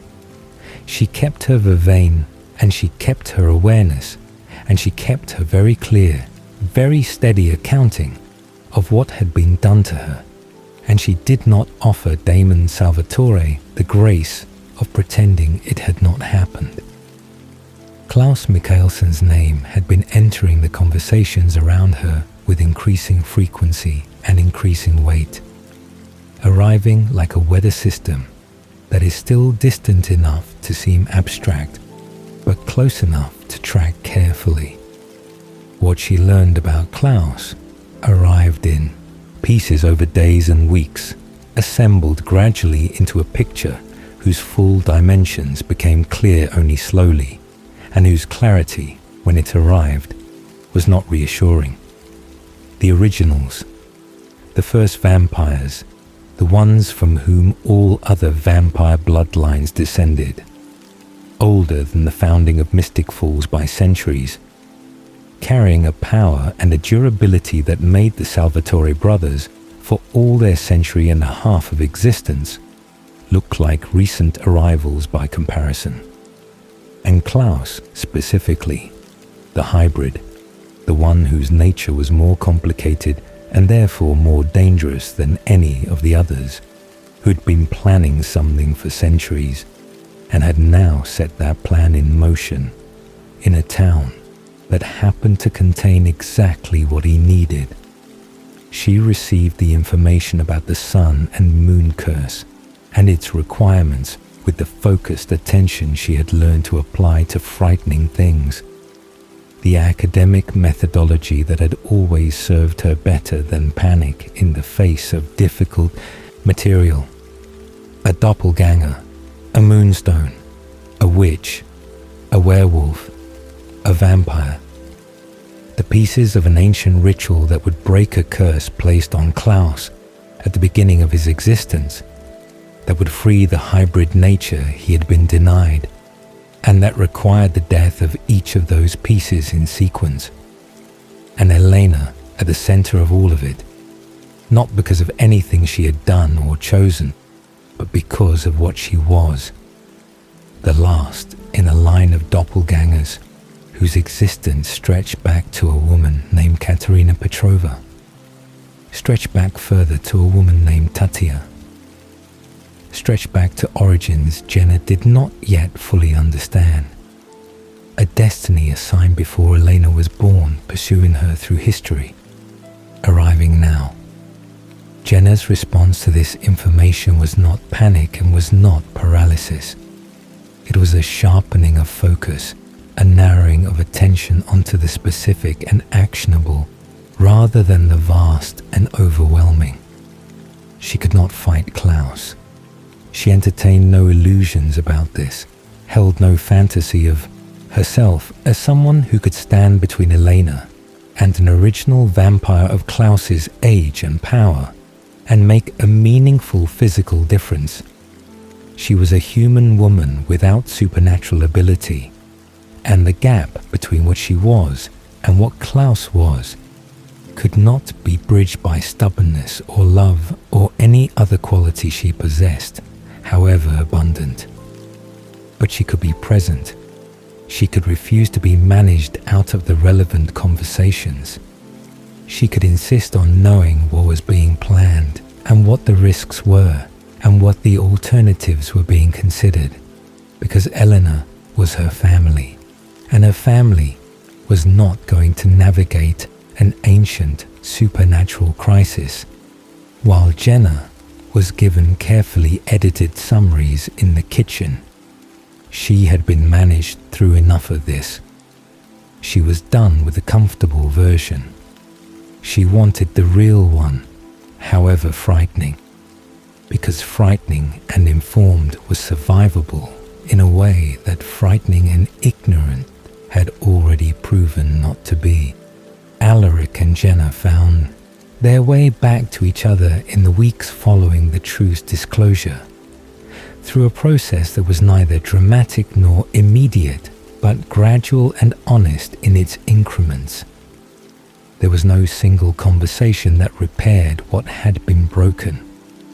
There was instead an accumulation of smaller exchanges, each one slightly more open than the last, each one building on the honesty that the previous one had established, until the accumulation became something that resembled trust again, differently constructed than what had come before, built on tested ground rather than convenient assumption, but real and perhaps more durable for having been made rather than simply found. He told her what he could tell her, which was more now that the central secret had been disclosed, and she told him what she needed, which was consistency and honesty and the basic respect of being spoken to as someone capable of handling the truth about the world she was living in.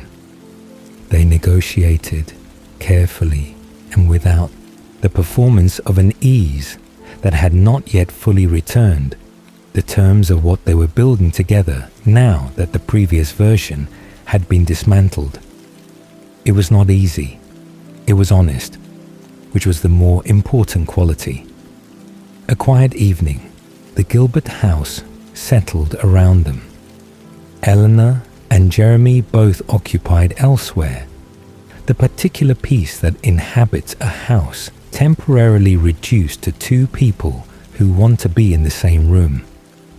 They sat together without the effort of performance, and Jenna recognized in the quality of that ease something she had not felt since before Miranda died.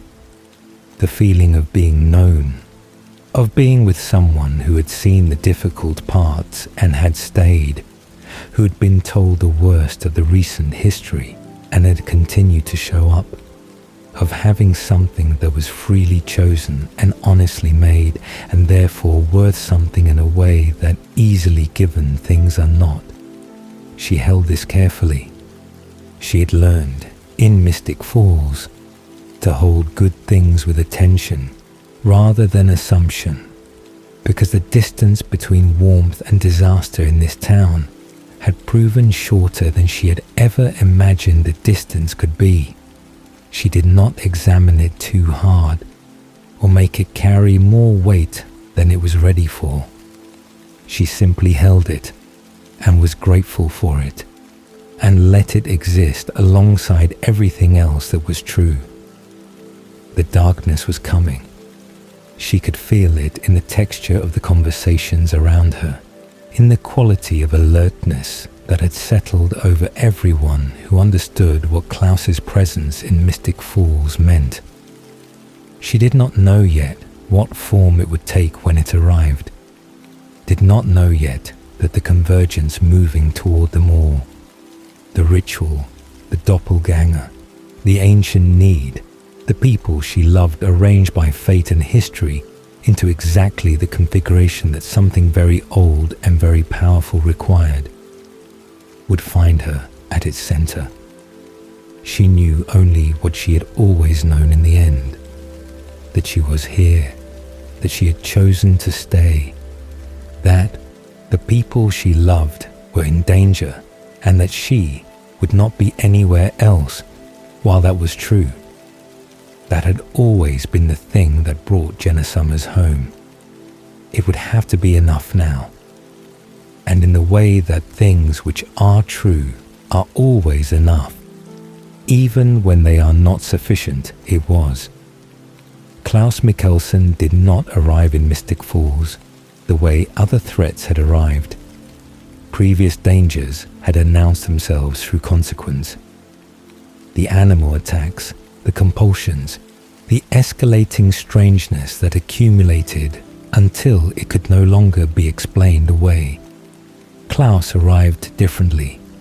He arrived through the quality of fear his name produced in people who had survived centuries of the vampire world and did not frighten easily. He arrived in the way that truly ancient things arrive, not with fanfare, but with a particular gravity of something whose weight reorganizes everything around it, simply by being present. The town felt different with him in it. Jenna noticed this without being able to fully articulate it. The way the conversations around her acquired a new register of careful watchfulness. The way Stefan and Damon moved through the world with a deliberateness that went beyond their usual controlled precision. She had learned to read the emotional atmosphere of the supernatural world the way she had learned to read the emotional atmosphere of the Gilbert house, not through explicit information, but through the accumulation of small signals, the texture of silences, the specific quality of the pauses before certain words were spoken. What she understood about Klaus, assembled from the pieces she had been given across the weeks of his approach, was sufficient to generate genuine fear without being sufficient to generate any useful response to that fear. He was an original, the oldest kind of vampire, the first generation of a species whose subsequent iterations included the Salvatore brothers and everyone like them. He was also a hybrid, his nature complicated by a werewolf bloodline that had been suppressed by a curse laid on him centuries ago, a curse whose breaking was the purpose of the ritual that had been moving toward Mystic Falls like a tide for longer than the town had existed. He was not governable by the rules that applied to other vampires. He was not stoppable by the means available to the people trying to protect Elena. He was not something that could be outmaneuvered by the Salvatore brothers regardless of their combined centuries of experience, and the acknowledgement of this, visible in the way Damon and Stefan moved and planned and revised their plans and moved again, was its own variety of terrifying. Elena was the doppelganger, the last in a bloodline of women who had been carrying this role through history without choosing it, each of them alive and then dead in service of a ritual they had no meaningful way to refuse. Elena had known this for long enough to have achieved a kind of terrible peace with it, the particular calm of someone who has processed an unbearable thing through the full range of its implications and come out the other side into something that is not acceptance exactly, but is the state beyond the exhaustion of fighting against what cannot be fought. Jenna watched Elena's calm and understood it, and found it devastating in a way she could not share with Elena, because sharing it would have required breaking the calm, and the calm was what Elena needed to survive what was coming. The plan for the ritual had its pieces. Klaus required 5 elements arranged in a specific sequence at a specific location on the night determined by the alignment of the moon. A witch to anchor the magic, a werewolf for the wolf aspect of the curse, a vampire for the vampire aspect, the doppelganger at the center, the moonstone as the object through which the curse had been bound. Jules had been identified as the werewolf element. Elena was the doppelganger. A vampire would be needed, and the original plan had accounted for this with a vampire who was not Jenna, had never been Jenna, had not included Jenna in any version of itself that the people trying to protect Elena had designed. Klaus changed the plan. He changed it with the casual, absolute authority of someone who has never had reason to believe that his preferences would not be accommodated, who has lived long enough that the accommodating of his preferences had become a feature of the world he moves through rather than an exception to it. He changed it not because the original plan was insufficient, but because the revised plan served his purposes more completely. He chose Jenna. The reasoning, assembled afterward from the pieces available, was not complicated. It was the reasoning of someone who understood that the deepest suffering is not physical and is not produced by threats to the self, but by threats to the people the self loves. Klaus wanted the ritual to proceed, and he also, in the specific way of someone who has existed long enough to develop cruelty as an aesthetic, rather than merely a tool, wanted it to hurt as much as it could be made to hurt. Jenna was Elena's family. She was the woman who had come back to Mystic Falls to raise Elena and Jeremy, who was present in Elena's daily life in the most intimate domestic way, who was loved by Elena with a specific combination of gratitude and protectiveness and ordinary familial affection that made her loss maximally devastating. She was also newly aware of the supernatural world, which meant she was newly vulnerable to it in ways that someone long established in that knowledge was not. She had just enough information to understand what was happening to her. She did not have nearly enough to protect herself from it. He compelled her.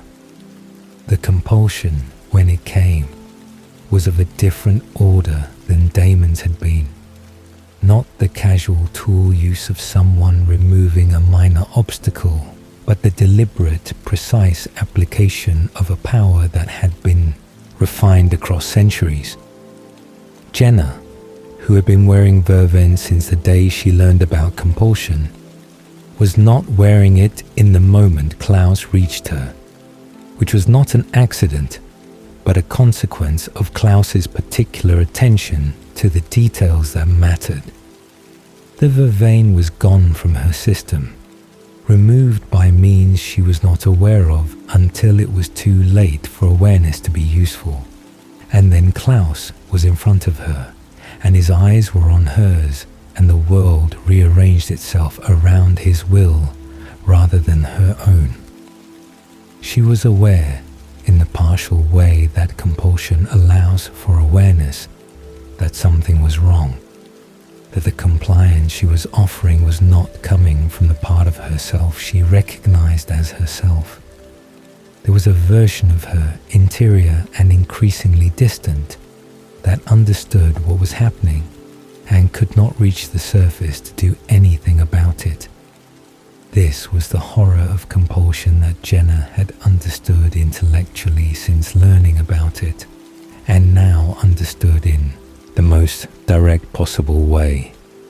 Not the absence of consciousness, but the presence of it, trapped behind the glass of someone else's will, watching her own body do things her own mind had not chosen. Klaus fed her his blood. The mechanics of this were not gentle, were not offered with any ceremony or acknowledgement of what they meant, because of what they meant to Klaus was functional rather than significant. The blood would ensure her transition if she died with it in her system. He needed a vampire for the ritual. She would become one. These were the relevant facts, and Klaus was not a person who spent time with the irrelevant ones. And then he killed her. Quickly, without cruelty beyond the act itself, because the cruelty had already been committed in the choosing of her and in the manner of what came before, and the killing was simply the completion of a sequence that had already been fully elaborated. Jenna died in the Gilbert house, which was the home she had come back to build for the people she loved, and she died as herself, frightened and confused and still, in whatever final awareness was available to her, oriented toward Eleanor and Jeremy, rather than toward her own situation. She woke as a vampire in the middle of a ritual she did not understand, in a body that was suddenly and overwhelmingly different from the one she had inhabited 24 hours before. The transition was nothing like anything she could have been prepared for, because there is no preparation adequate to the specific violence of a consciousness suddenly housed in a fundamentally different kind of vessel. Her senses arrived all at once, without the gradual adjustment that might have made them navigable. Sound first. The crackling of the fire in the ritual circle, the heartbeats of the people around her with a clarity that was almost painful. The distant sounds of the night beyond the clearing amplified into something that required conscious effort to organize into coherent information.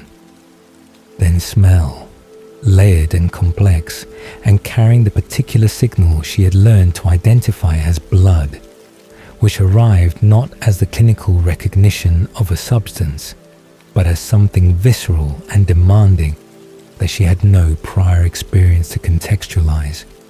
The thirst was immediate and unlike anything she had a framework for. It was not hunger, not in any sense, that her human experience had given her language for.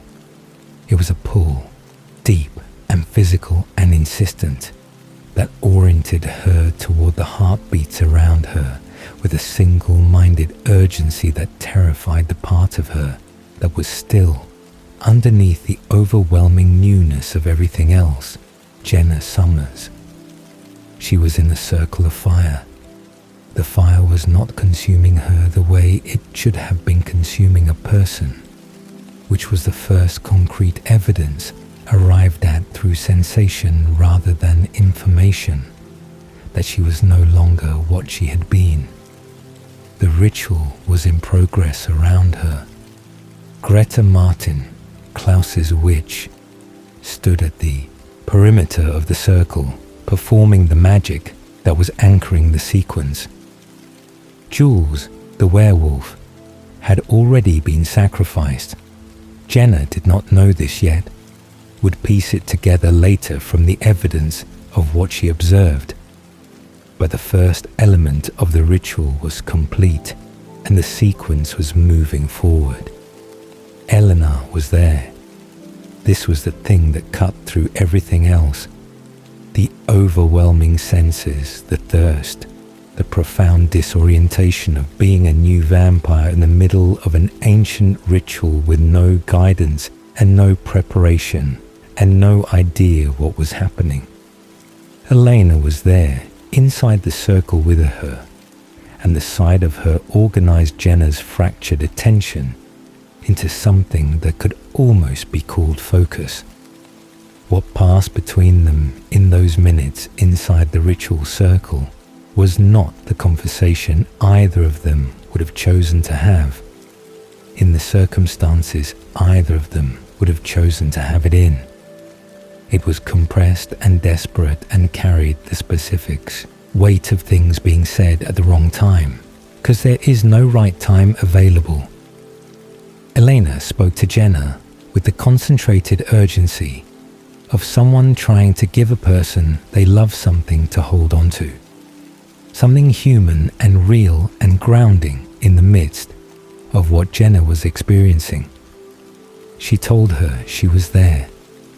She told her it was going to be all right, which was not true, but was what you say to someone you love when you cannot offer them the truth without making things worse. She told her that she was brave, that she was strong, that Jenna Sommers was the most important person in her life, and that she was not going to let this be the end. Jenna listened. She listened through the thirst and the confusion and the fire and the terrible newness of everything her body was telling her. And she held on to Elena's voice, the way you hold onto a rope when the current is strong, not because the rope is sufficient against the current, but because it is what you have, and letting go is not something you are willing to do. She was frightened. She would not have told Elena this in those minutes, would not have added the weight of her fear to everything Elena was already carrying. But she was frightened in a way that went deeper than anything she had been frightened of before, deeper than the fear that had arrived with the truth about vampires, deeper than the fear of Klaus and the ritual and all the things she had been living alongside for weeks. This was existential fear. The fear of someone who has just discovered that the self they thought they knew is no longer the container it was. That the body they have inhabited for every moment of their 30 years of life has been fundamentally and irreversibly changed without their consent. She was a vampire. She had been a vampire for minutes. She had not chosen this and could not unchose it, and did not know what it meant for everything she had been and everything she had planned to be. What she did with the fear was what Jenna Sommers had always done with the things that frightened her. She set it to one side, not permanently, not through denial, but with the practical discipline of someone who understands that there are moments when feeling the full weight of something must wait for a moment when feeling it will not cost someone else something they cannot afford to give. She focused on Elena, on the face she had loved since Elena was born, on the voice that had become as familiar to her as her own, on the reason she had come back to Mystic Falls, and the reason she had stayed, and the reason, if she was honest with herself in these final minutes, that she did not regret either of those choices regardless of where they had led her. She attacked Greta Martin. The decision arrived not as a plan, but as an impulse that she acted on before she had consciously completed the reasoning that supported it, which was that she was inside the ritual circle, and the ritual circle required a witch to function, and the witch was within reach. She did not know if it would work. She did not have enough information about the ritual's mechanics to calculate the odds of successful disruption. She only knew that she was a participant in something she had not consented to participate in, that the participation was being used to harm Elena, and that there was one possible action available to her, and she was not going to die without taking it. She moved with the speed of a new vampire, which was greater than the speed of any human but unrefined, without the precision of practice or the controlled efficiency that comes from the decades of understanding what your body is now capable of. She reached Greta. She made contact, and it was not enough. Klaus stopped it. Stopped her with the contemptuous ease of someone for whom a newborn vampire represents no more physical challenge than a minor inconvenience. And the ease of it was its own message, its own final statement about the gap between what Jenna was and what she was up against. She had tried. She had done the one thing available to her, and it hadn't been sufficient. And the knowledge of its insufficiency did not diminish the fact that she had done it, because the doing of it was not about outcome. It was about who she was. It was about the refusal, maintained to the last available moment, to be only a victim of what was happening, rather than a person responding to it. Klaus killed her the second time with the ritual's requirements in mind, rather than her own. The staking was swift. Jenna felt it with the hyper-clarity of vampire senses, felt the wrongness of it spreading through her with a speed that did not allow for extended experience. And in whatever final moment of awareness was available to her, she wasn't thinking about Klaus or the ritual or the fire or the ancient curse that had organized these last hours of her life. She was thinking about Elena, about Jeremy, about the Gilbert house on an ordinary morning with the light coming through the kitchen window and the coffee brewing, and the entirely ordinary, irreplaceable beauty of a day that was hers to inhabit. The stillness that followed was complete. Elena's cry was the sound of a specific kind of grief, the grief of someone who has watched a person they love die in front of them while being unable to reach them, unable to stop it, able only to witness. It was a sound that carried everything, the months of secrecy and the guilt of it, the love that had always been present beneath both, the specific devastation of a loss that would not have happened if Elena had never been a doppelganger, if a supernatural world had never found the Gilbert household, if Jenna had made a different choice and gone somewhere else instead of coming home. Elena had not made those things happen. She knew this, but knowing it and feeling it are different countries, and grief does not always carry a passport. Stefan and Damon arrived at the ritual site as they had been trying to arrive. as they had been moving toward with everything they had. They arrived in the aftermath, which was the cruelest geography, present for the consequences rather than the cause. Too late for Jenna, in time for Elena, which was something, and also not enough.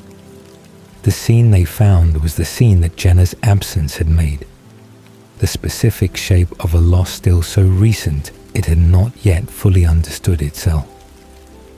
The ritual had completed. Elena had died and been revived through means that the people who loved her had prepared for, the blood of an original and the intervention that Bonnie had anchored at terrible cost. Elena came back. Jenna did not. In the Gilbert house, in the hours that followed, the absence was everywhere.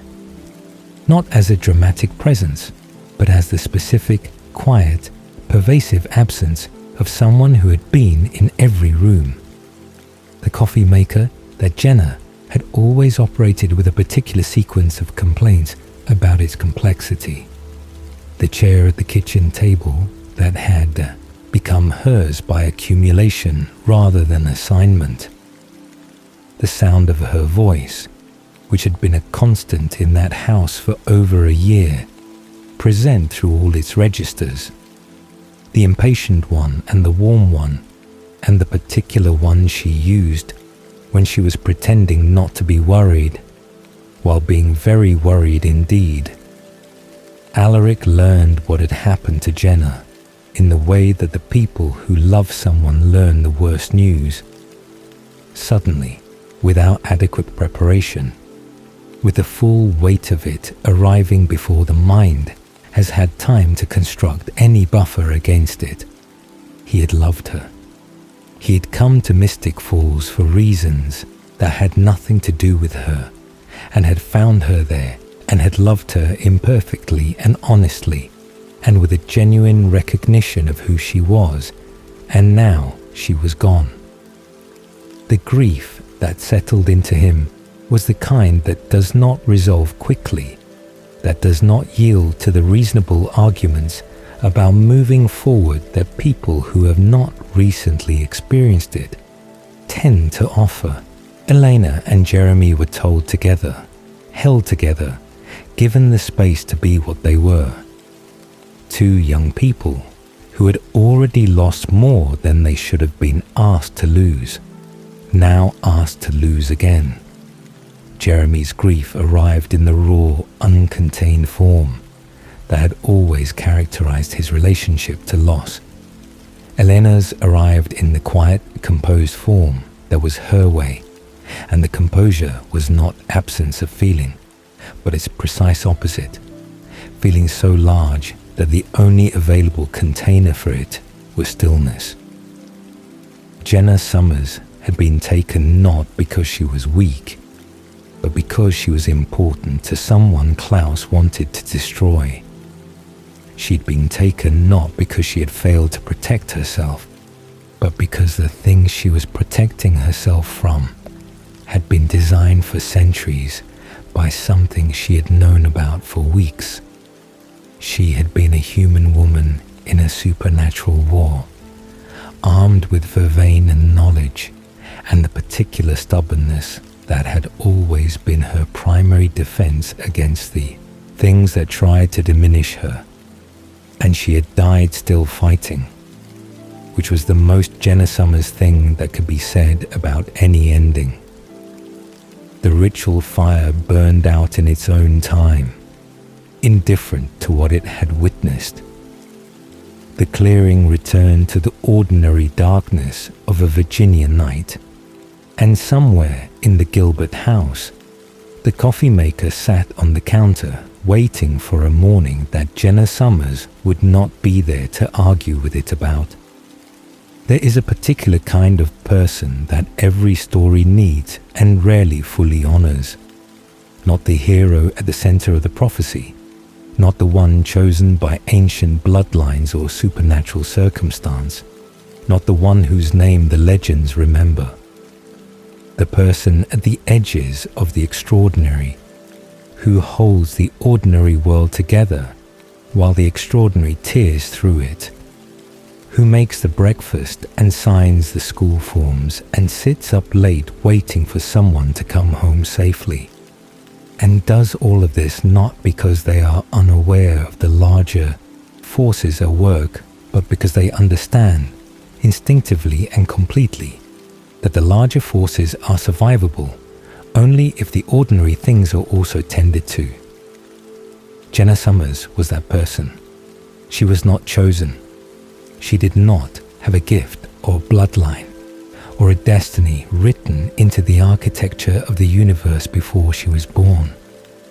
She had a sister she loved and 2 children who needed her, and the stubbornness that nothing in her life ever successfully dislodged.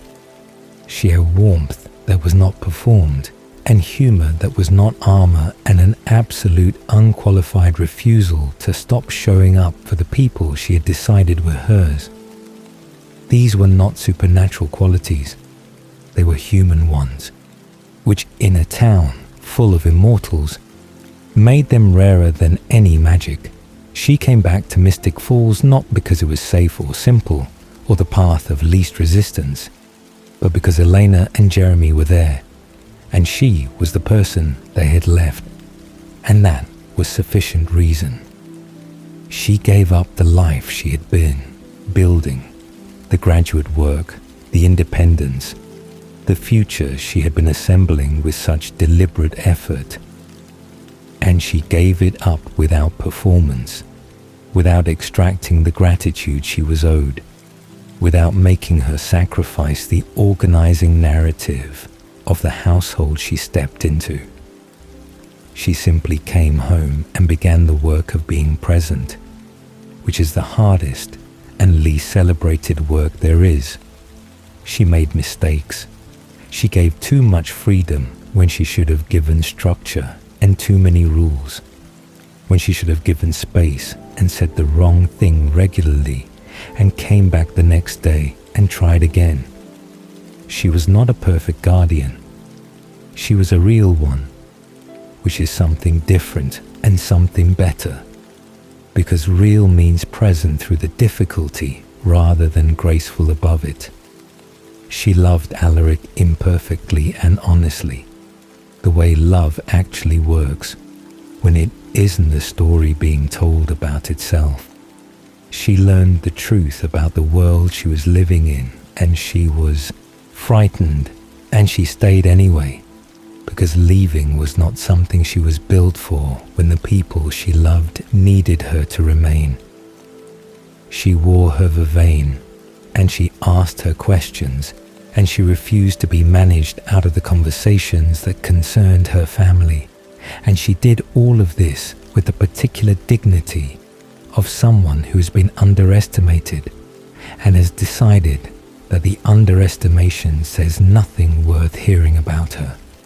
In her final minutes, inside a ritual circle surrounded by fire, with a body that was no longer the one she had lived in for 30 years, and a situation that exceeded every framework she had been given for understanding the world, she was still Jenna Sommers. She held on to Elena's voice. She acted when action was available, even knowing it would not be enough, because that is what you do when you are the person she was. You take the one action available to you. You do not wait for better odds. She died fighting.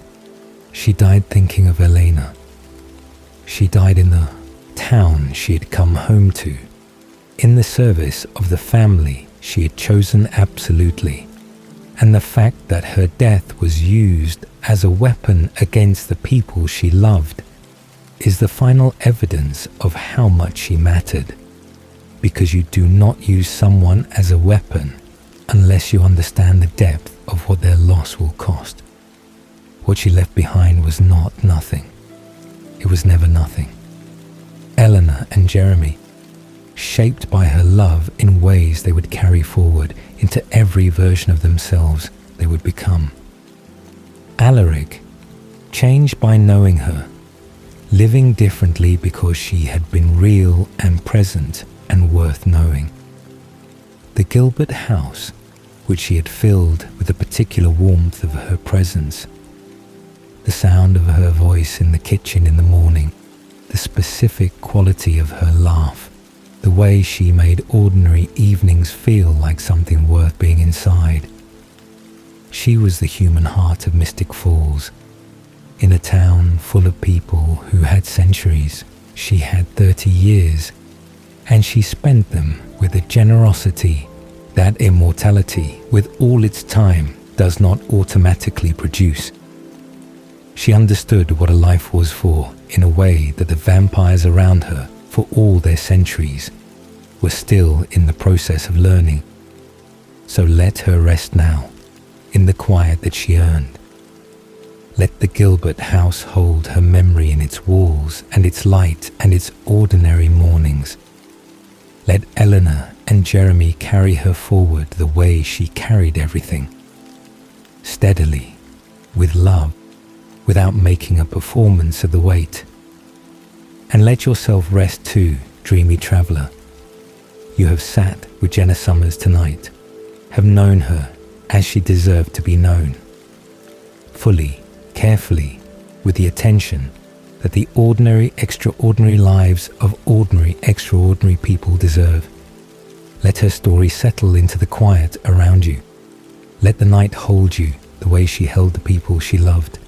Gently, completely, without condition. Sleep now. The story is told. Jenna Sommers came home, and she stayed, and she loved without reservation, and in a world full of immortals chasing forever. She understood better than any of them what made a single human life worth living. That is enough. That has always been enough. Good night.